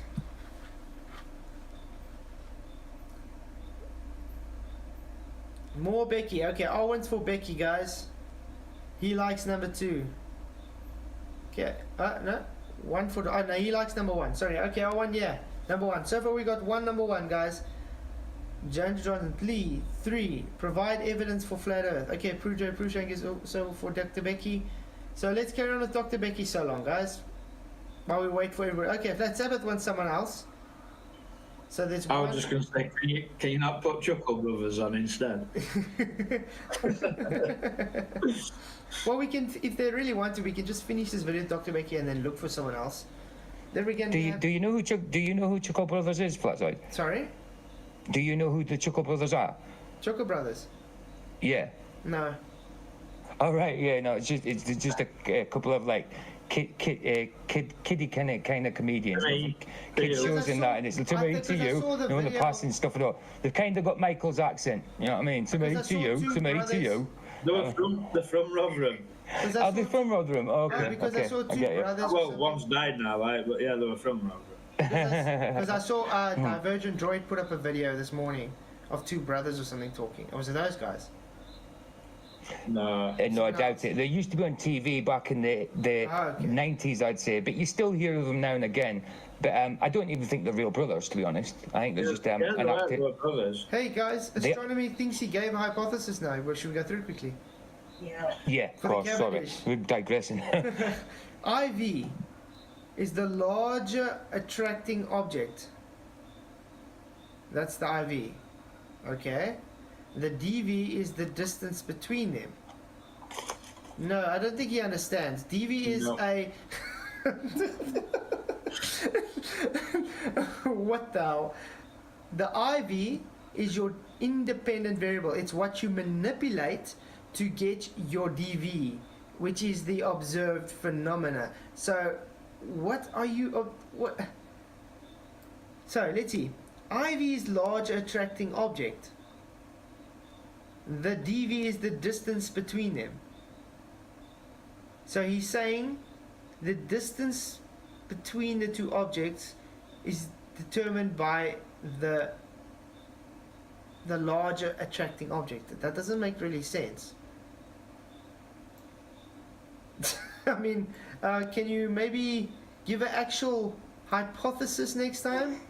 That's not a hypothesis, astronomy. Yeah, and then the guys want to know why we laughed them when they put Cavendish up as scientific. No, Cavendish is simply about torsion twist. That's all it is. It's to measure the oscillations based on the torsion twist, which is just created by the density of the 2 masses. That's all. It's a man-made mechanical... Kiwi's just covered it, hasn't I love it, these guys.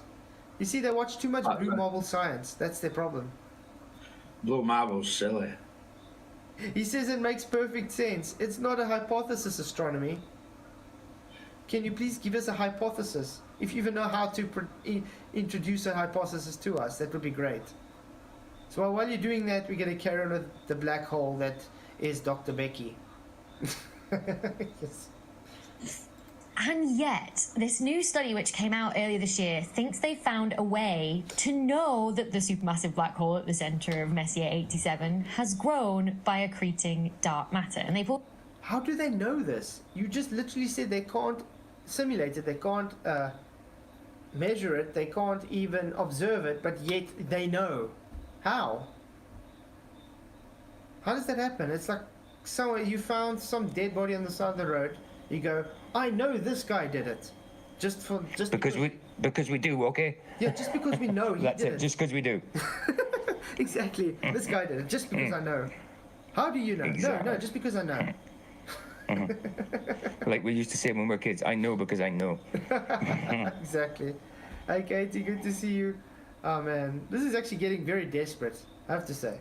Altogether, two known problems as evidence. The first one is that the supermassive black hole at the center of MH7 is overmassive. It's more massive than you would predict. Okay, so it's overmassive, more than you would predict. So that means then it has to be sucking in dark matter. That's what she's trying to say. Okay, look at it. So the hypothesis is obvious, dumbass. When I put the larger mass next to the smaller one will get attracted to it. That's not a hypothesis in the first place, astronomy. And calling me a dumbass doesn't help you. It just means you're trying to ad hom me because you don't have an hypothesis. So please come up with a proper hypothesis. Yes, these guys. It would be. So there's a well-known correlation between the mass of the supermassive black hole and the movement of stars in a galaxy that puts the Event Horizon Telescope's estimate of its mass at 2 billion times the mass of the sun, heavier than expected from this correlation.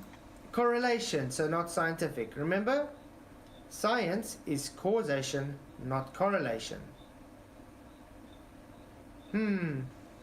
Astronomy, be careful when you walk next to them. Mountains, they might attract you. That's a good one, Rachie. Yeah, I don't remember the last time I walked next to a truck or a bus and I all of a sudden got sucked into the side of them. Oh, wow. I don't know where these guys come up with this nonsense. And number two, if you model the gravitational effects of Messier 87, the galaxy, then you can work out how the dark matter is distributed through that galaxy. And you find that there's this unexpected dearth of dark matter in the very center. So you calculated based again on correlations and assumptions. Let's see, astronomy says, you're a white belt trying to do black belt stuff. Is that so, astronomy? You want to test that out? I did put the link. There's the Discord link again. Come on. I didn't know you were into martial arts, Flatzoid. I did a bit of karate when I was younger. Oh, well, there you go. I bet you're better than a white belt anyway. You know what I mean? Yeah, I was more of a soccer guy, so... Yeah, me too. I did a bit of karate, a bit of Shotokan, but I thought it was too rigid, so stopped it. I'm a fat belt. You'll go and sit on. Yeah, me too. Me too. I'm getting there though. I'm getting back to my normal size. So astronomy, I put in a link for you so you can come and actually show me what a black belt you are. Come on. I'm waiting for you, astronomy. Are you just a keyboard warrior, just like everybody else in there? I mean, you want to actually show me to be some kind of white belt, then come. Like I said, and speaking of white belt, not the Professor Dave or Simon Dan, this is again, I'm going to do this on every stream.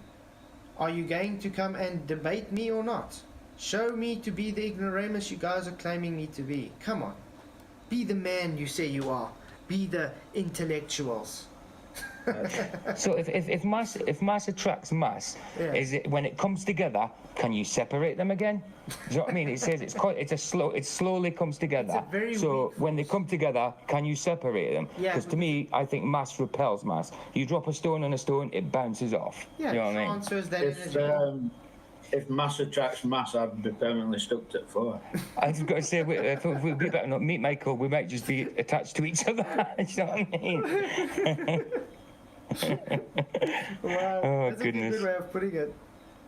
I mean, I love when they bring up the so-called Schrodingian experiment, because remember Mr. Sensible loves to bring it up. You know, when that mountain in they call it the Schrodingian mountain. I think it's in Ireland or something, where the circle put a mass there and it moved 0.3 inches or something closer to the mountain. Wow, it must have been a strong wind that day. That's the thing, they ignore the pressures of the wind and stuff pulling through the mountain. I mean, what happens? High pressure goes to low pressure. But now, someone, I think it was in 1994, 1998 or something, tried to do the test again.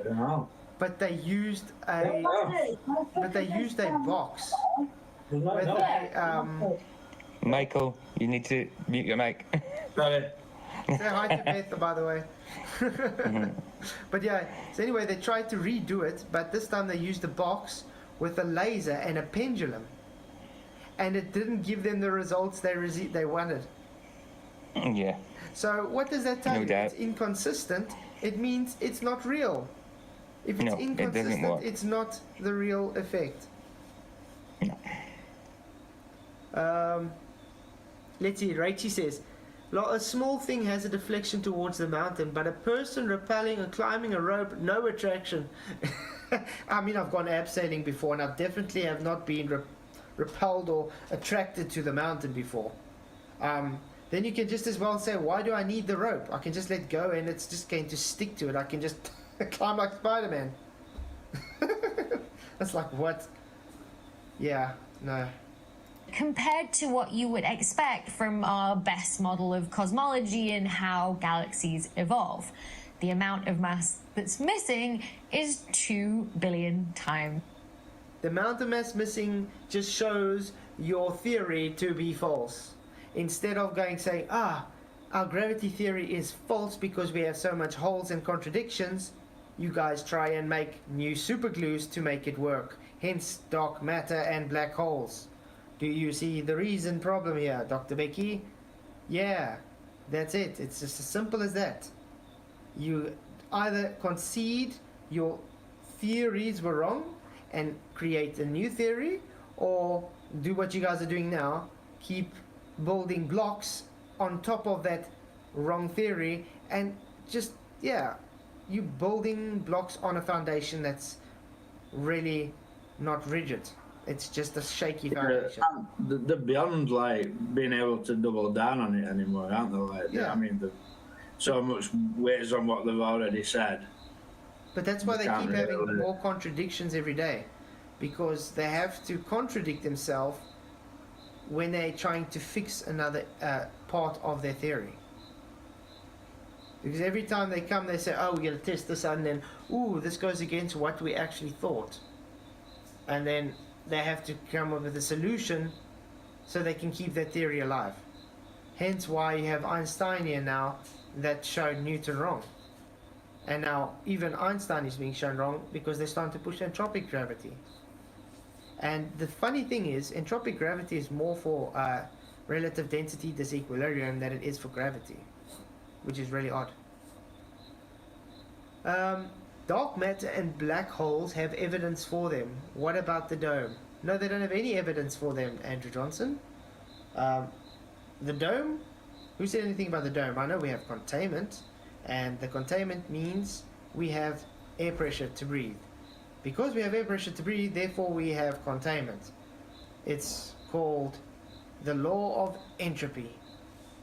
Gas behavior. Learn how it works. So there. Very good evidence. It's like saying, I'm going to a restaurant, telling the waiter, can I please have your finest T-bone steak, but I don't want it to come from a cow, please.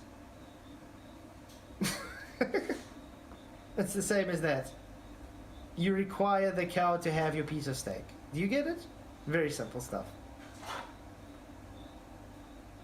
Okay, let's go on. Dr. Becky. Heavier than the sun. The same as what you find for how overmassive the supermassive black hole. Yeah, we don't need that to know that. Velocities. So there's not much of a spread in the scrambled into something essentially resembling a beehive with no ordered rotation the galaxy goes through.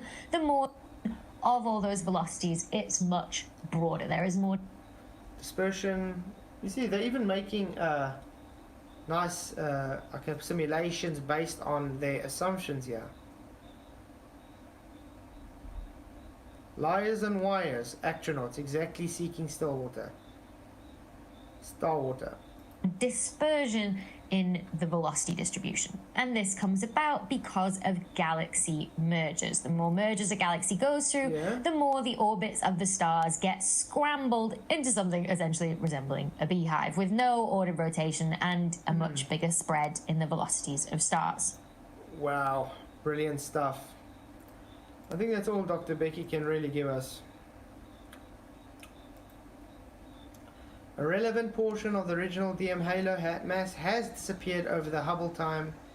In fact, okay, on the other side, the EHT estimate of the M87 massive result bigger by approximately the same amount than the value expected from the well-known versus log diagram. Okay. So that the excess in the mass of the supermassive black hole. Guys, did astronomy leave now? I thought astronomy could come in and actually talk to me.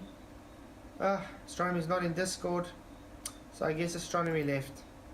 See what happens when you actually tell them to come and back up their nonsense. And the dearth in the dark matter compared to what's expected. And as tempting as it is to link the two, we can't get too excited just yet because of all of these caveats. Because of all these caveats? No, it's because there's contradictions and you can't actually have evidence for something that doesn't exist. How do we know? Who is she like? 'Cause I've never really watched her. Sorry? Is she really a doctor, like? Yeah, she's actually a real astrophysicist. Dr. Becky. I mean, these people just sound like they're reading out in a textbook, do you know what I mean? Yeah. How's this astronomy guy again? There's no talking to you. So he's running away. He's telling me I don't understand things and doesn't want to. Now saying I'm a white belt again.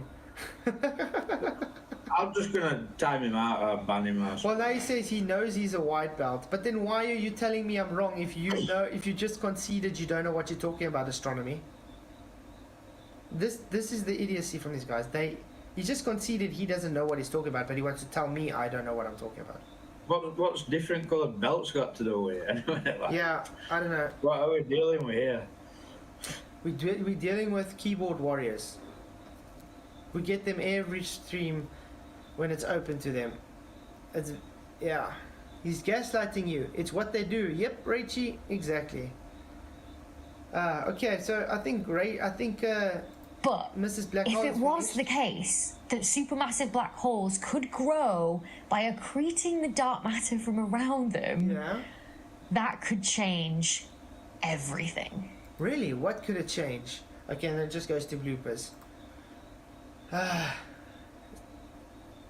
So guys, you want us to go carry on looking in the archive for more people on the black holes? Let's see if we can get some more things on black holes. While I'm looking, thank you for everybody that being crazy Japanese bloke, Michio Kaku or whatever he's called. You want to watch something? He'll be into black holes big time. What's his name, Michael? Michio Kaku or something. Michio Kaku, yeah. That sounds like a technical name for a black hole, maybe. He's a string theorist. It's not a black hole. Okay, I'm just going to quickly download it because I found it works much better to download. YouTube download. Then we don't have any adverts and buffering and all this nonsense. Because it's really weird. It's only when I stream then YouTube buffers for me. For some odd reason. Do you know, I've never ever downloaded anything off YouTube. I forgot you could do that. Have you got Discord up? But hey, it's good to see the people here. If you guys haven't already, just hit that like button and share button, please. It really helps the show, yeah? Have you got Discord open? Yeah, I got Discord open. I think it's that affects YouTube, because I used to have loads of problems with Discord and YouTube at the same time. Serious? Yeah. It's quite possible, to be honest. But you see, I keep it open for the people to come and talk though, and at the moment my sound is set up through there. I've got, I can't get onto my Discord for some reason, so that's not open. I've deleted Gilded. We now have bagged some of the... Now my YouTube's working fine. Yeah, that's weird. But I'm gonna try and start seeing if I can rather get everybody over to element. But I got Discord open for all, because I don't actually want the trolls to come in on element. You know how it is. You know, element's certainly good. I mean, I've had no problems with it so far. Even on a mobile, you know. Yeah. I'm not on the mobile now, but even on the mobile, it works fine. I'm gonna end the Q&A. Cool. Yeah, let's just go on. 135 votes. Black holes are real. 57% yes, 43% no. It's still quite close, eh? Are you guys also surprised about this? I mean, I'm very surprised about that. Yeah, Mitchell. I'd say that's a fair. Yeah. A fair poll, though. Yeah, definitely fair. But I'm a little surprised. I thought it would be more bias on the other side. You know what I mean? Yeah. On the, I can't remember how it was worded. Yeah, and it's not like on the yes side, probably. Yeah. And it's not like it's a little bit of votes. I mean, 137 votes is actually a very good amount. Yeah, So yeah, definitely. that's showing about half is flat earthers. And Yeah, the absolutely. Globers are always coming in here saying, oh, but you always have so much flat earth. Globe earthers, most of your audience is Globers. If we had to leave, you won't have anybody. This actually Yeah, the only time we have no Globers is on members only, and I'm sure a few of them's a couple of them's Globers. Do you know what I mean? Yeah. But in general, we have a lot of Globers in. So yeah, let's look at Michio Kaku. You guys ready for him? I love Michio Kaku though. He's absolutely. He's also very enthusiastic, telling the globe that it's wrong, just how it is. Nobody he knows uses the scientific method, remember? Oh, wow. We now have bagged some of the biggest black holes ever recorded in the history of science that have gobbled up over 20 billion stars. Wow, guys. Gobbled up, sounds like Cookie Monster. Well, they bagged them up. So they've observed them, which we know they can't be observed. And he did claim science again now, guys. As the Cookie Monster. Yeah, give me a cookie. Sure. What a feast of astronomical activity. These gigantic black holes work at the center of galaxies. Yeah. We have one right in the center of the Milky Way galaxy. And Yeah, they love to talk about this one in the Milky Way galaxy. Ooh. We need Globers for some nice discussions. Yeah, not one. Dust and Bones. Are we able to run 45 miles per hour? Fantastic. It's already 10:30. Can you believe it? Time goes by so quickly when we're having fun, aren't it? Don't we? It's really early for us, though, isn't it? Now? Yeah, you guys are still 2 hours behind me. Yeah, 2026. You guys are lucky. As you see, I've already got 2 videos premiering in December, so I still have to edit 8 more videos because I'm planning on releasing one every 2 days for those 2 weeks. Yeah, why not? I think I've already put a comment in each one of the chats already. Just a hello, that's But it. You know the what I one mean? I put on today is quite long though. It worked out like 54 minutes long. Wow. Yeah, that was quite a long one. It's decent length. I kind of like videos being that length. I don't like just 10-minute videos. Some 10-minute videos and that are okay, but I like to get my teeth into something. Do you know what I mean? Sometimes. Yeah, but it's. I mean, I'm at least enjoying it. I must say, Yeah, brilliant. The process today that I'm liking is doing the thumbnails. I wanted to stand out for the people, so. Yeah. Thumbnails are quite good, definitely. I hope you guys are enjoying them. Yeah, I'm trying very hard to be professional, guys. Yeah, you're doing well. Hopefully now, December, I can get the rest of my stuff and actually make the studio in the garage. And that's going to already make a big difference. Oh, definitely. So yeah, Rachie says 10:30. You were an hour ahead the other week. Time travel. I'm a time traveler, Rachie. Yeah, you see, the thing is, in South Africa, we don't get daylight savings like you guys. So sometimes we're an hour ahead, sometimes we're 2 hours ahead of you guys. When you guys are going to put your clocks again back, then we're only going to be an hour ahead again. That's strange to me, like, because they're like, oh, Globe perfectly predicts time zones and blah blah blah. Well, how does it work when 1 week I can be an hour behind you and then next week I'm 2 hours? I know. To start off with, I thought we were evened up, but I forgot that we put the clocks backwards, not forwards. So I thought we'd evened up to the same time until I realised it was 2 hours behind instead of 1. Okay, let's listen back to Michio Kaku. It does help to pause him. Thank you, Rachel. I'm glad you guys enjoying it. I just have to say thank you all for your support again. I mean, it's really thanks to you guys that this channel is growing like it's growing. Yes, that's exactly what you're doing. All scientists are either liars or too stupid to realize their field is a lie. That's the flat earth mantra. No, Roman, it's not. It's simply like this guy. He's a string theorist. He does pseudoscience. It's not science. He's taught in this field to believe it's science. That's the problem. I'm not literally saying he's a liar. I'm saying he's been teaching a lie because it's based on faith. It's all just faith. Didn't Michio Kaku even make a comment where he said that what he does is not science? Yeah, it's string theorist. It's not science. Yeah. String theory is not science. So but he also says no scientist that he even knows of even use the so-called scientific method. Yeah, that's it. Yeah. That's it. So, yeah. Tell me again, where's the scientific method used for astronomy or your globe? I'm still waiting for one hypothesis for anything based on your globe, and I just don't seem to get anything. Very sad. Hey, A2Z2, yeah, that's very true. We all used to defend the globe. We were all globers once. Astronomers, show one scientific experiment that proves FE. That's not how science works, astronomy. Science is simply a cause and effect relationship. That is a clear admittance that that person does not understand what science is whatsoever. Exactly. Astronomy again. I put the link for you twice already. It's in my description as well. Come and actually talk to me in Discord, and then we can actually talk like two grown-ups. How's that sound, astronomy? I still got about a half an hour before I'm going to bed, so come. Talk a bit. You can do it. In fact, if you want to see a black hole tonight, go outside, look in the direction of Sagittarius. That's where we have the center of the galaxy, and a black hole weighing perhaps 2 to 4 million times the mass of the sun, lurking right at the center of our own backyard. At the center of our own backyard. Yeah.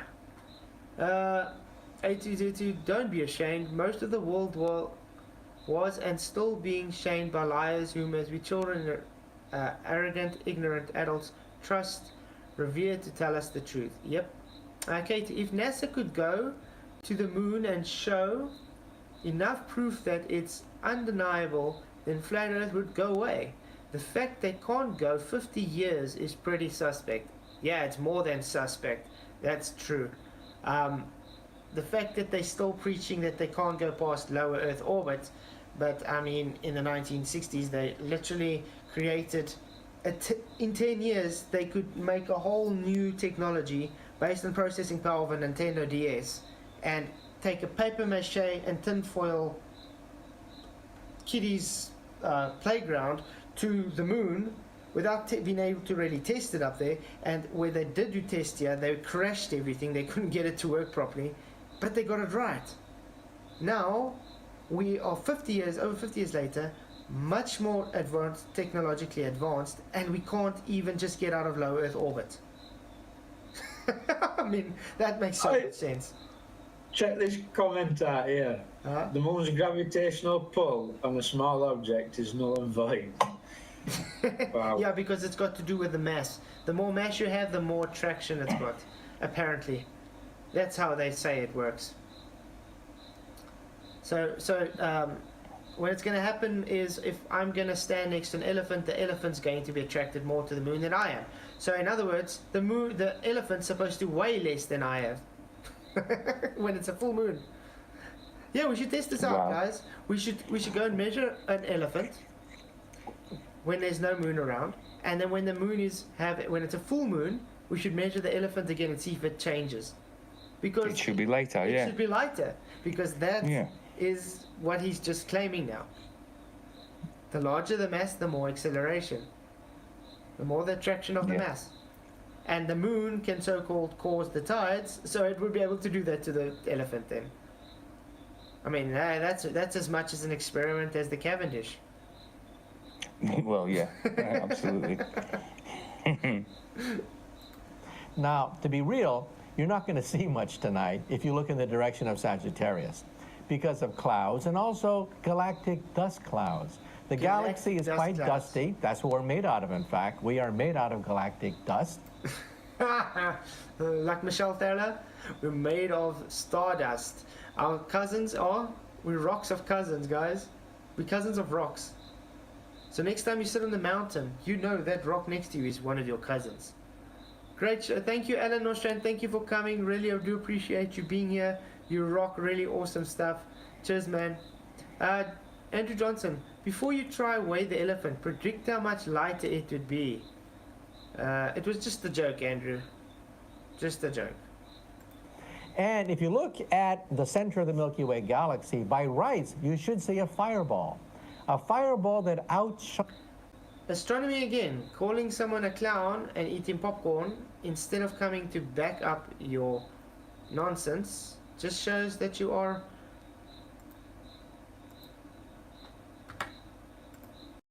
a clown. Finds the moon. Every night there should be this gigantic fireball coming out representing the center of our galaxy, but dust clouds obscure it, so you don't really see much of anything at all. Oh man, you don't see anything of anything at all. We should see, but we don't. Exactly, that's exactly it, Arwen. We should see it, but we don't see it, and this is the reason we don't see it, but we can make a prediction that we should see it. Great model you got there, Michu. Lurking in that direction is the black hole at the center of our galaxy. Our black hole is actually rather small and rather tame. But these black holes discovered just a few weeks ago are so massive. Just a few weeks ago. I wonder what year this was. These people have got to be like, they're paid actors, aren't they? Just pretending to be clever because they're like, they feel like TV personalities. Do you know what I mean? Why would just some random physicist be like a TV personality? Do you know what I mean? Yeah, that makes a lot of sense. Yeah, I also think so. Because I mean, like the likes of Brian Cox and Neil deGrasse Tyson, they're certainly celebrities now, aren't they? To do with to do with their science, their alleged science, and that. They're definitely one of the, I wouldn't say an A-lister, probably a Z-lister, but they're definitely celebrities because of it. No, that's very true. Yeah, but look at the way they present themselves. It's almost actor-like, you can say. Yeah, absolutely. Ronan Conan, by the way, buoyancy doesn't require gravity. We went through this before. Just because gravity was added into the buoyancy equation, later I might add, does not make it require gravity. It's simply just the dispersion of pressure. That's all it is. Is he still in chat? Wow. That astronomy guy? Don't know. No, that Ronan, like... Yeah, Roman Coin is still in chat. He's talking rubbish all night. Everybody keeps putting him straight and... He's just saying the same thing in different ways, though, Michael, isn't it? It's the same thing, different words. Astronomy is, yeah. What a waste of time arguing with fools like that. You know, I start doing it, and then I think, oh, there's no point, and it's a blanket. I don't know who's worse, them coming trolling or us actually. But do you guys see why I unmodded astronomy? Look how he's acting. Yeah. Exactly, yeah. So, I absolutely agree with that. Justin Bones, fantastic reasoning. Okay, thank you. Justin Bones, so tell me, when Archimedes' principle was created, it was in what, the year 200 BC? A great over 1,500 years or something before Newton came along and put gravity. Tell me, how did they create their ships to work with buoyancy? Did they have gravity there?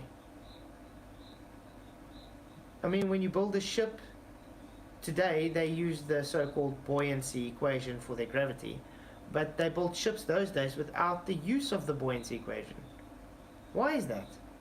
Oh, I know, because gravity is not needed. That so-called acceleration is just pressure mediation. That's all it is. If the pressure's greater, on the dispersion of the pressure is greater, it's going to cause it to be buoyant. It's as simple as that. It's pressure versus pressure. It's actually got nothing to do with acceleration of gravity. Nothing at all. Let's see what he's saying again. Astronomy, I'm giving you proof that it's not flat. You deny it all and run your mouth while doing it, so yeah, I'm gonna talk crap. You're not giving any proof. You can't even give us a hypothesis for your claim that Cavendish is scientific. It's like you don't even know what you are going on about. So I'm literally invited you to come and talk to me, and we can actually talk like people, but you are running away like a coward. Yeah, his proof and his crap are exactly the same thing. Yeah, he's got proof of crap. That's all he's exactly. got. Oh man, I think I'm gonna actually do a video on the Archimedes principle for these guys and show how you can do it without the need for gravity. I think we'll do that. I'll give you actually proper cool. history lesson for these guys because they don't get it. That'd be wicked. It sounds good. That sounds good. Cool. But let's get rid of you know, all you're gonna get is Flatzoids are silly. Flatzoids are wrong. No, they're gonna tell me, oh, you're making up your own math again. You're making up your own physics. I don't know. I don't even know if that's possible. You know what I mean? To make up your own physics. That's the thing. That's why I laugh at them. A lot of the time they say I'm always making up my own physics, and then I ask them, what are you talking about? Physics is physics. It doesn't change. It doesn't. No. Just because they add, it does what it does. Just because they add their gravity belief into it doesn't change the physics. It just changes how they describe the physics. Exactly. Sad. That we believe that they are actually remnants of quasars. Quasars are baby galaxies that were born near the beginning of the universe itself that are raging black holes in space. Yeah. He said we believe. Do you know what I mean? He didn't say we know. He said we believe. We believe. Where everybody just believes. Yeah. But the globe is a belief system. That's what it is. I mean, the globe is literally based on belief. Scientists literally tell you to trust them on their so-called theories. Why? Let's see. Yes, density of an object is P equals mv. What's your point? These guys keep on circle jerking you guys. Actually wasting your time. Gadget Inspector, hey, good to see you. What's going on? There's a lot of different things going on at the same time. Yeah, let's. I haven't seen you in a long time. It's good to see you, Gadget Inspector. I've seen Gadget for ages. Yeah, that's what I'm saying. I haven't seen you in ages. So it's good to see you, Gadget Inspector. Thank you for coming in. I did mod you up again. So welcome. Let's carry on with Michikaku. They're so bright, you can easily pick them out in photographs on the planet Earth, and they date all the way back to almost the Big Bang itself. Wow. But what happened to the quasars? We don't see quasars in our galactic vicinity anymore. What do you mean we don't see quasars in the galaxy? You don't see quasars because they don't exist. Remember, quasars was that little light beam shooting out the center of the of the black hole? That, like Dr. Becky and them were showing us? Yeah. And Mr. Smoking the Grass Tyson. Now you're saying we don't really see them anymore. We don't ever see them. We've never seen them anymore. So they must have become quiet. So some people... They must have become quiet. Quasars have become quiet, guys. No, down is not a vector caused by gravity. Ronan, based on gravity, the ground is moving upwards at 9.8 meters per second. Nothing is actually falling. Nothing is attracted to the mass. It's the ground moving up at 9.8 meters a second. That's how general relativity explains gravity. There's not an attraction of mass there's not actually a force. That's it. Do you understand? People believe that these giant black holes that we just discovered are in fact baby quasars that simply got old and matured. And now we see them as gigantic black holes lurking in space. Ah, because they're eating up all the dark matter, Dr. Becky. Yeah? Is that what's happening? All the stars and stuff are falling into it. Well, some people say, let's go in the opposite direction and find mini black holes. Are they dangerous? Well, and he's trying to say a black hole's dangerous. I think black holes would be considered dangerous no matter the size, because it would suck you in, remember, and you would not be able to return. Remember, like Smoking the Ghost Tyson said, you would rip your legs off? I mean, really. The big wrong theory. There, exactly, it is the big wrong theory. Dustin Bones, please explain why down, just real quick. I have explained it many times, Dustin Bones. Because of relative density disequilibrium. The ground is the equilibrium point. It's where you're standing on. It's your foundation. When you fixate something up, you have putting potential energy into the system. So, when you let it go, the medium around it cannot support it because it's denser. Hence, it's going to turn into kinetic energy and fall. Mr. Miyagi. Original D-Roll says, tell Mr. Miyagi to shut up. I was just about to say that, Michael. D-Rose said, tell Mr. Miyagi to shut up. That was quite funny. He kind of looks like Mr. Miyagi with long hair. Nice one, D-Rose. Brilliant. Realize that we orbit around the black hole at the center of the Milky Way galaxy. That's why we're here today to talk about this on the internet. We're not swallowed up by a black hole because we orbit around them. It kind of goes against what Dr. Becky said. She said it's swallowing stuff. Now it's not swallowing stuff. However, are there wandering black holes? And the answer is yes. I thought it was gobbling. Yeah, she said it's gobbling. It's I thought it was gobbling stuff up. Yeah, some of the citations we read it was saying it was gluttonous. So it's definitely gobbling everything. Gluttonous. Greedy. It's greedy. Oh, wow. It's amazing how they always have to contradict their own stories. Being able to track wandering black holes as they wander through the galaxy. One day, one of them may catch up with us and eat us for breakfast. I must say, I really do appreciate his comic style of presenting the information there. He has a very comedial way of presenting the information. Well, if black holes eat light, they must be really hungry, you know, if they can eat light as well as physical things. Yeah. Oh, wow. Sorry. 148 votes. 148 votes. Black holes are real. 55% yes, no 45%. It's only a 10% difference, guys. That's insane. That's really, really, really small. Okay, let's carry on. And it wouldn't even burp in the process. Now, a black hole is black. It's invisible. So how the hell do we know that there's a wandering black hole in our vicinity? Yeah, I would like to know. The answer is quite easy. It was found by accident, by taking a picture of the night sky and taking the same picture at a different time. Yes, Gadgets, he is a globe clown. Time, you see a distortion of light. And then, like time-lapse, if you put these photographs together, you see that the distortion goes in a straight line. The distortion goes in a straight line, so not in a circle. That's interesting. Let's see what he says. And then you say, aha, that's the black hole. So the distortion goes in a straight line, therefore, aha, it's a black hole. Does that make sense to you guys? Yeah, they took photos by accident, not one. A whole bunch of them, actually, and just overlaid them. Even though it's invisible.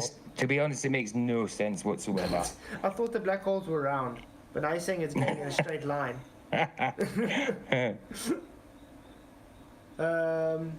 Density of an object and density of the medium, Rachie, is high school physics.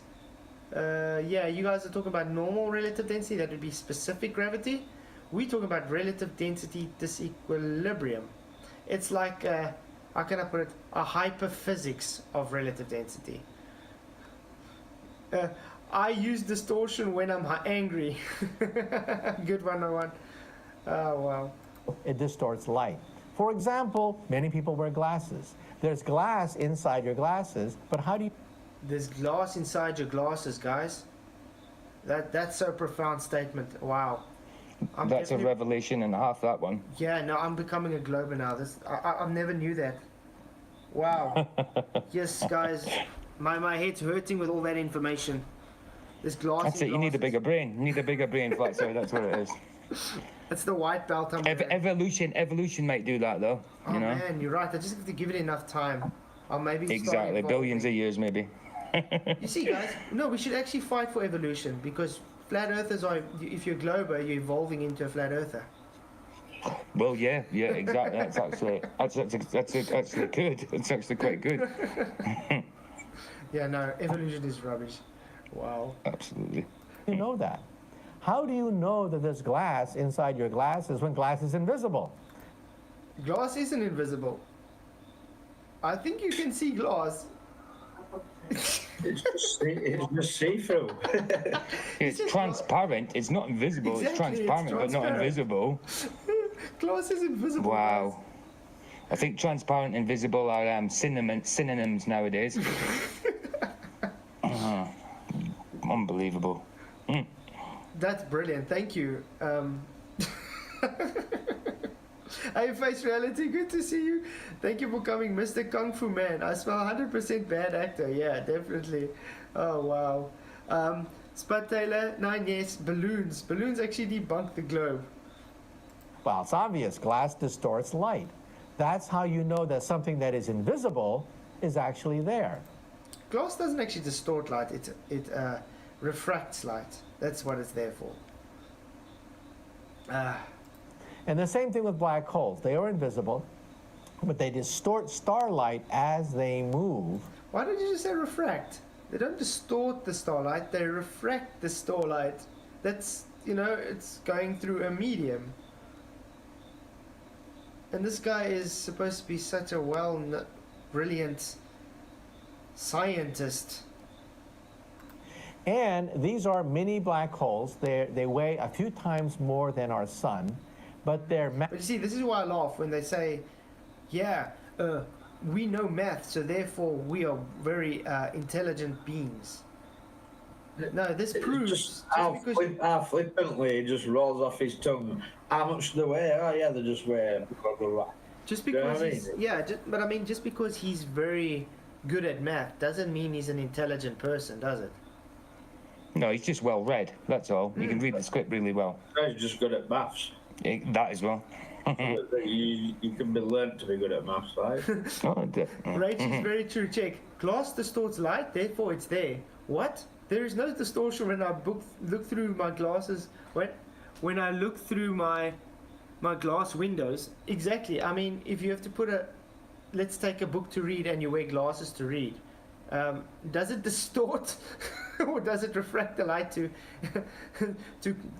concentrate the light in a certain area so you can read better?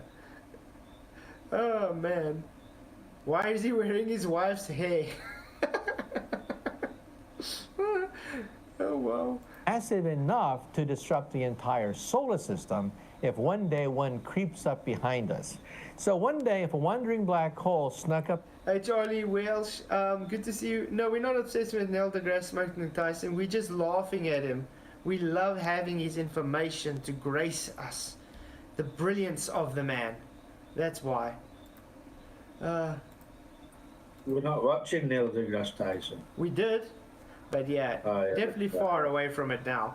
It was a bit late, and it was a bit late with that comment. Very late. Behind us. How do we know? First of all, Pluto and Neptune would begin to perturb.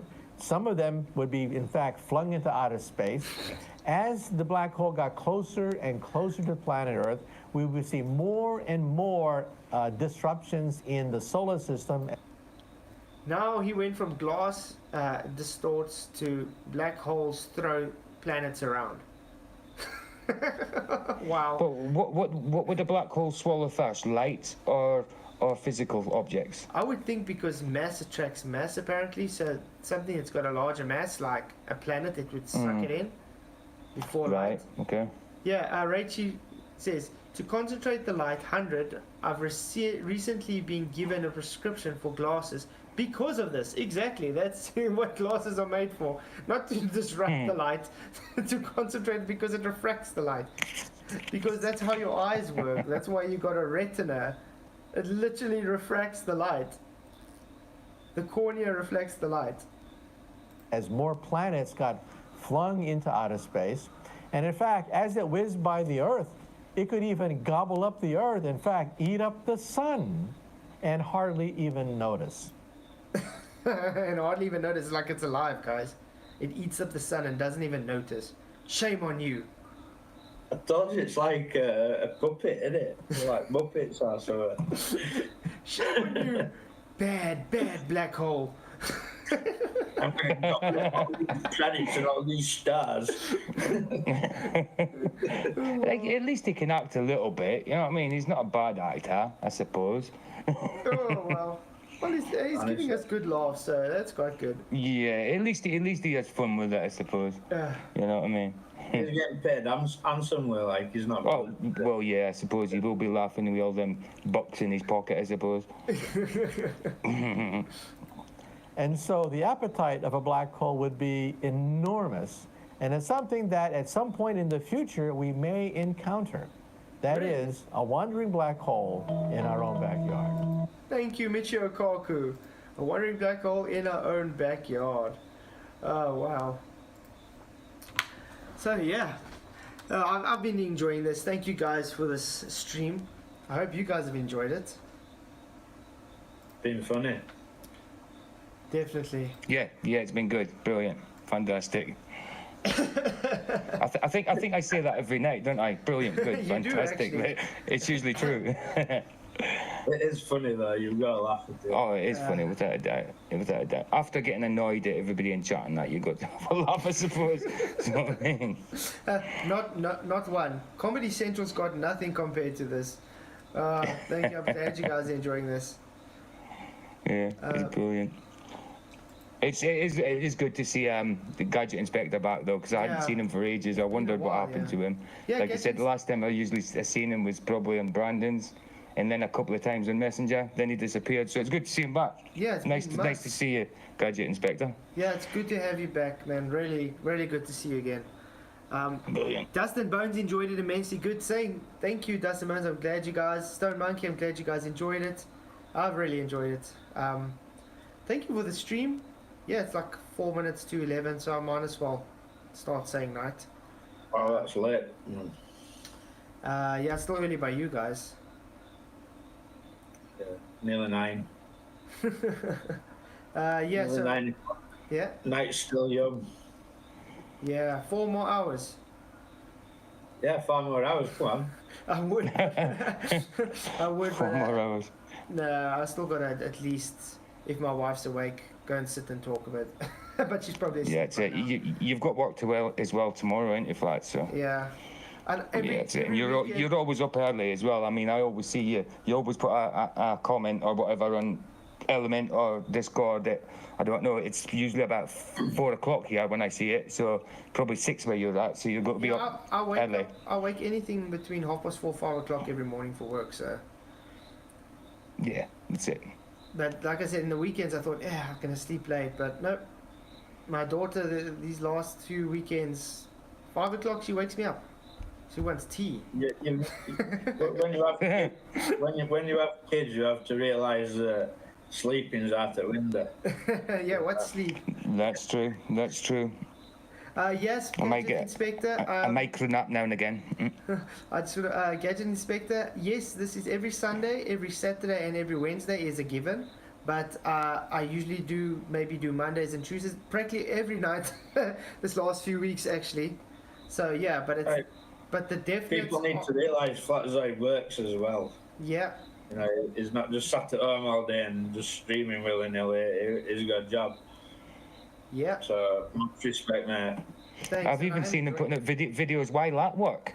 You did that video the other week about Arwen being right. Remember? That was at work, wasn't it? Yeah, Arwen being right. Yeah. I thought you'd done that at work because it was quite early. Yeah, that I did at work. I do that in my lunchtime quickly. Yeah, why not? just don't let work hear you see. Oh man, yeah. Yeah, Hey, do you not like, because it's hot where you are, do you not like chill out for a couple of hours at noon? Yeah, I still at least make time to just chill. I mean, today we actually watched the movie a bit. Even I've worked on cars and that, and I've worked in spray movies and that, and it's red hot light, so I can't imagine what it's like. Oh yeah, when you've got 40 degrees and you're working in a spray booth. In my one spray now with the heat in the summer, especially if I've baked the car the first time, it doesn't get cooler than 45 degrees. So I'm usually spraying in the booth about that's 50 degrees all the time, 45 to 50 degrees. It's like sweat central, isn't it? Yeah, but you get used to it though.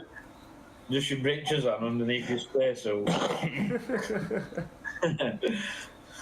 But yeah, I get used to it.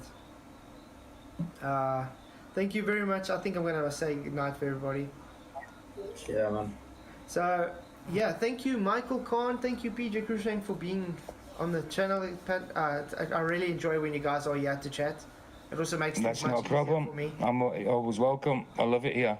Yeah, I appreciate you guys. As long as people can cope with listening to me silly voice. Man, you've got an awesome voice, man. We've all got different accents. I'm a jock. You're a northerner, and you've got an Afrikaans guy as well. So we've all got different accents on here. I can always change my accent if you guys want to. Yeah, we heard you when you did that little debate on yourself. That was pretty good. The Russian guy and the South African guy. That was brilliant. Yeah, the Russian. that were really good. I loved that. That was fantastic. I forgot about that until now. That was great. You're like them Amish blokes. I'm glad you guys enjoy my Russian starch because it is good content here. That's the one. Brilliant. Yeah. But we're going to do that sometime, eh? You know, when I bring this good information to everybody, it's like car school and all. Yes. Flatzoid. Huh? Flatzoid. Yeah. Space reality wrench, man.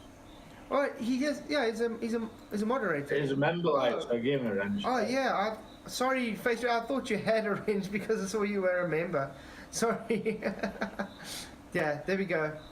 His videos are brilliant. Yeah, Face Reality, your videos are excellent. Guys, if you haven't already, do go subscribe to Face Reality. Let me actually go and look for his. He's really has some awesome. I wish I could edit videos like that. He edits brilliantly, eh? And I mean, for such a small channel as well, if he starts off like this, imagine how it's going to be later on. Yeah, deserves loads more subs. Loads. Face Reality, is it? I think it's 1 or 2 words. Can't remember. But it's amazing how it always struggles to find channels we're looking for. Because it always puts some rubbish stuff up. Face Reality, I'm just going to say Face Reality Flat Earth. Just Face Reality, isn't it? No, yeah, but it doesn't pick his channel up. Oh, see, and if you put Flat Earth in, then it just brings up all this nonsense. Oh man. Face Reality, would you be able to put a channel in? Your channel link, so we can shout you out, man. But yeah, no, he's definitely got a good channel. And guys, whenever you want to do something on YouTube, it stops working. Yeah. And also, Arwen's channel, guys, do go subscribe to Arwen. He has a chat daily. Definitely well worth it if you want to go. I've just put Arwen's link up there, and Michael's link up there, so they're there anyway. Awesome. Arwen doesn't have enough subs either. Yeah, no. He's But how he works, he does a stream every day. Definitely every day, Saturday and Sunday as well. And like I say, he doesn't just talk about flat Earth. He talks about everything, even stuff he doesn't want to talk about. He'll still talk about. You know what I mean? Yeah. So he's very diverse when it comes to conversation. You know what I mean? No, definitely. Let me see if I can maybe search his. I can get hold on. I can get Faciality's channel if you'll get Arwen's. I think I did share it in one of my on one of my community posts. Recently. Yeah, I've already put Arwen's up anyway, Mike. I'll put yours and Arwen's up there. So yeah, it's above Rachel's last comment. So everybody have to subscribe to Rachie as well. Yes. Oh yeah, of course, Rachie, of course. Definitely. Yeah. Put Rachie's channel in as Let's well. just get Rachie's link. Oh, there we go. With that last video with that FE peer review, rare funny. Yeah. Definitely. FE peer review. What a clown. Sorry. There we go. This is Face Reality's channel, guys. It's his latest video. Oh, you got it. Very, very good video. I mean, he's only got 160 subscribers. That's not... Come on.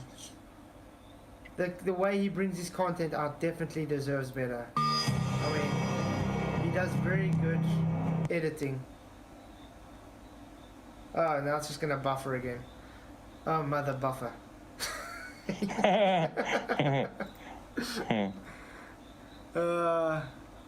Yeah. So guys, definitely go. And Rachie, let's search. You put Rachie's in as well, hey?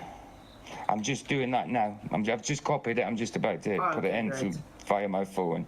So, be there in a second. Rachie finds it almost at 1,000 subs, Rachie. Come on. Can get to 1,000. You know, when you hit that 1,000 milestone, it's like, it just feels better. And Michael, how far are you? You almost at 1,000, aren't you? Now I've got about 600. I'm not fussed me Flatzoid, you know, I just met videos. Yeah, you just very laid back. You just put on and say.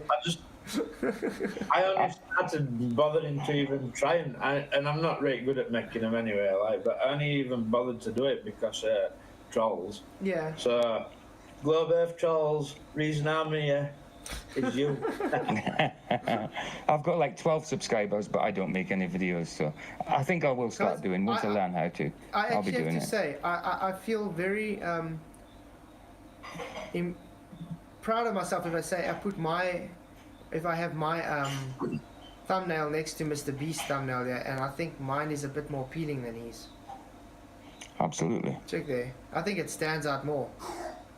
Obviously, if I had to put Mr. Beast's face there as well, everybody's going to try and click on mine. But I think it appeals more than that one.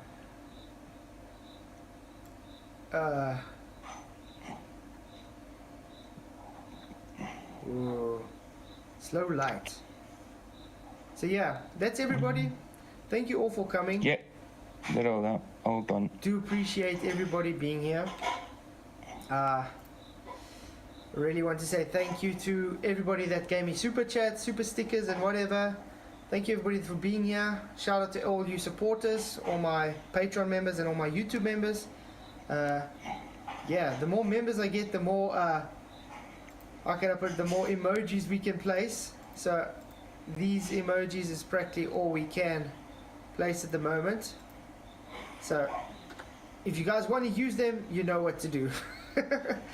If it's not, it's just to support me, like 20 Rand a month. Come on guys, you can do it. Thank you very much. Thank you everybody for being here and for supporting me just by pressing that like button and share. And thanks Michael and PJ for being an awesome panel. So yeah, see you guys all again. I won't go as far as awesome, like. No, you guys are awesome. Yeah, we're alright. I won't go as far as awesome. Yeah, we're okay for a bunch of dudes. You guys are awesome. I'll let you guys know further when we're having a stream. Maybe tomorrow, maybe Tuesday, but definitely Wednesday. Excellent. Because I have to still work on doing the editing of videos for the December holidays. At least I got 2 up for premiere. So yeah. Where do you go on holiday, Flatzoid? We close on the 15th, and I'm leaving the 16th. No, but where do you go? Where's holiday for you, like? Well, we usually go to family and stuff. Right. Yeah. It's always You like go anywhere where there's a beach? yeah. Well, my brother's in Cape Town. This year, unfortunately, we're not going there. I at least we're going for 5 nights. I mean, like, 'cause in England, if we go on holiday in England, we go to the seaside. Yeah, we got a lot of whatever. seasides, but I have to travel far. I mean, the closest beach to me is what, like 10 hours away. He just wrestles lions for a vacation. Wrestles lions, yeah. Oh, wow. Yeah. No, Tarzan. Oh. no. Oh wow. Okay. Yeah. Again, thanks, guys. So I'll let you guys know when we're gonna stream again. But Wednesday's a definite, because you know Wednesday's the set. So yeah, probably Tuesday. Until again, guys. God bless, and may the pressure be with you.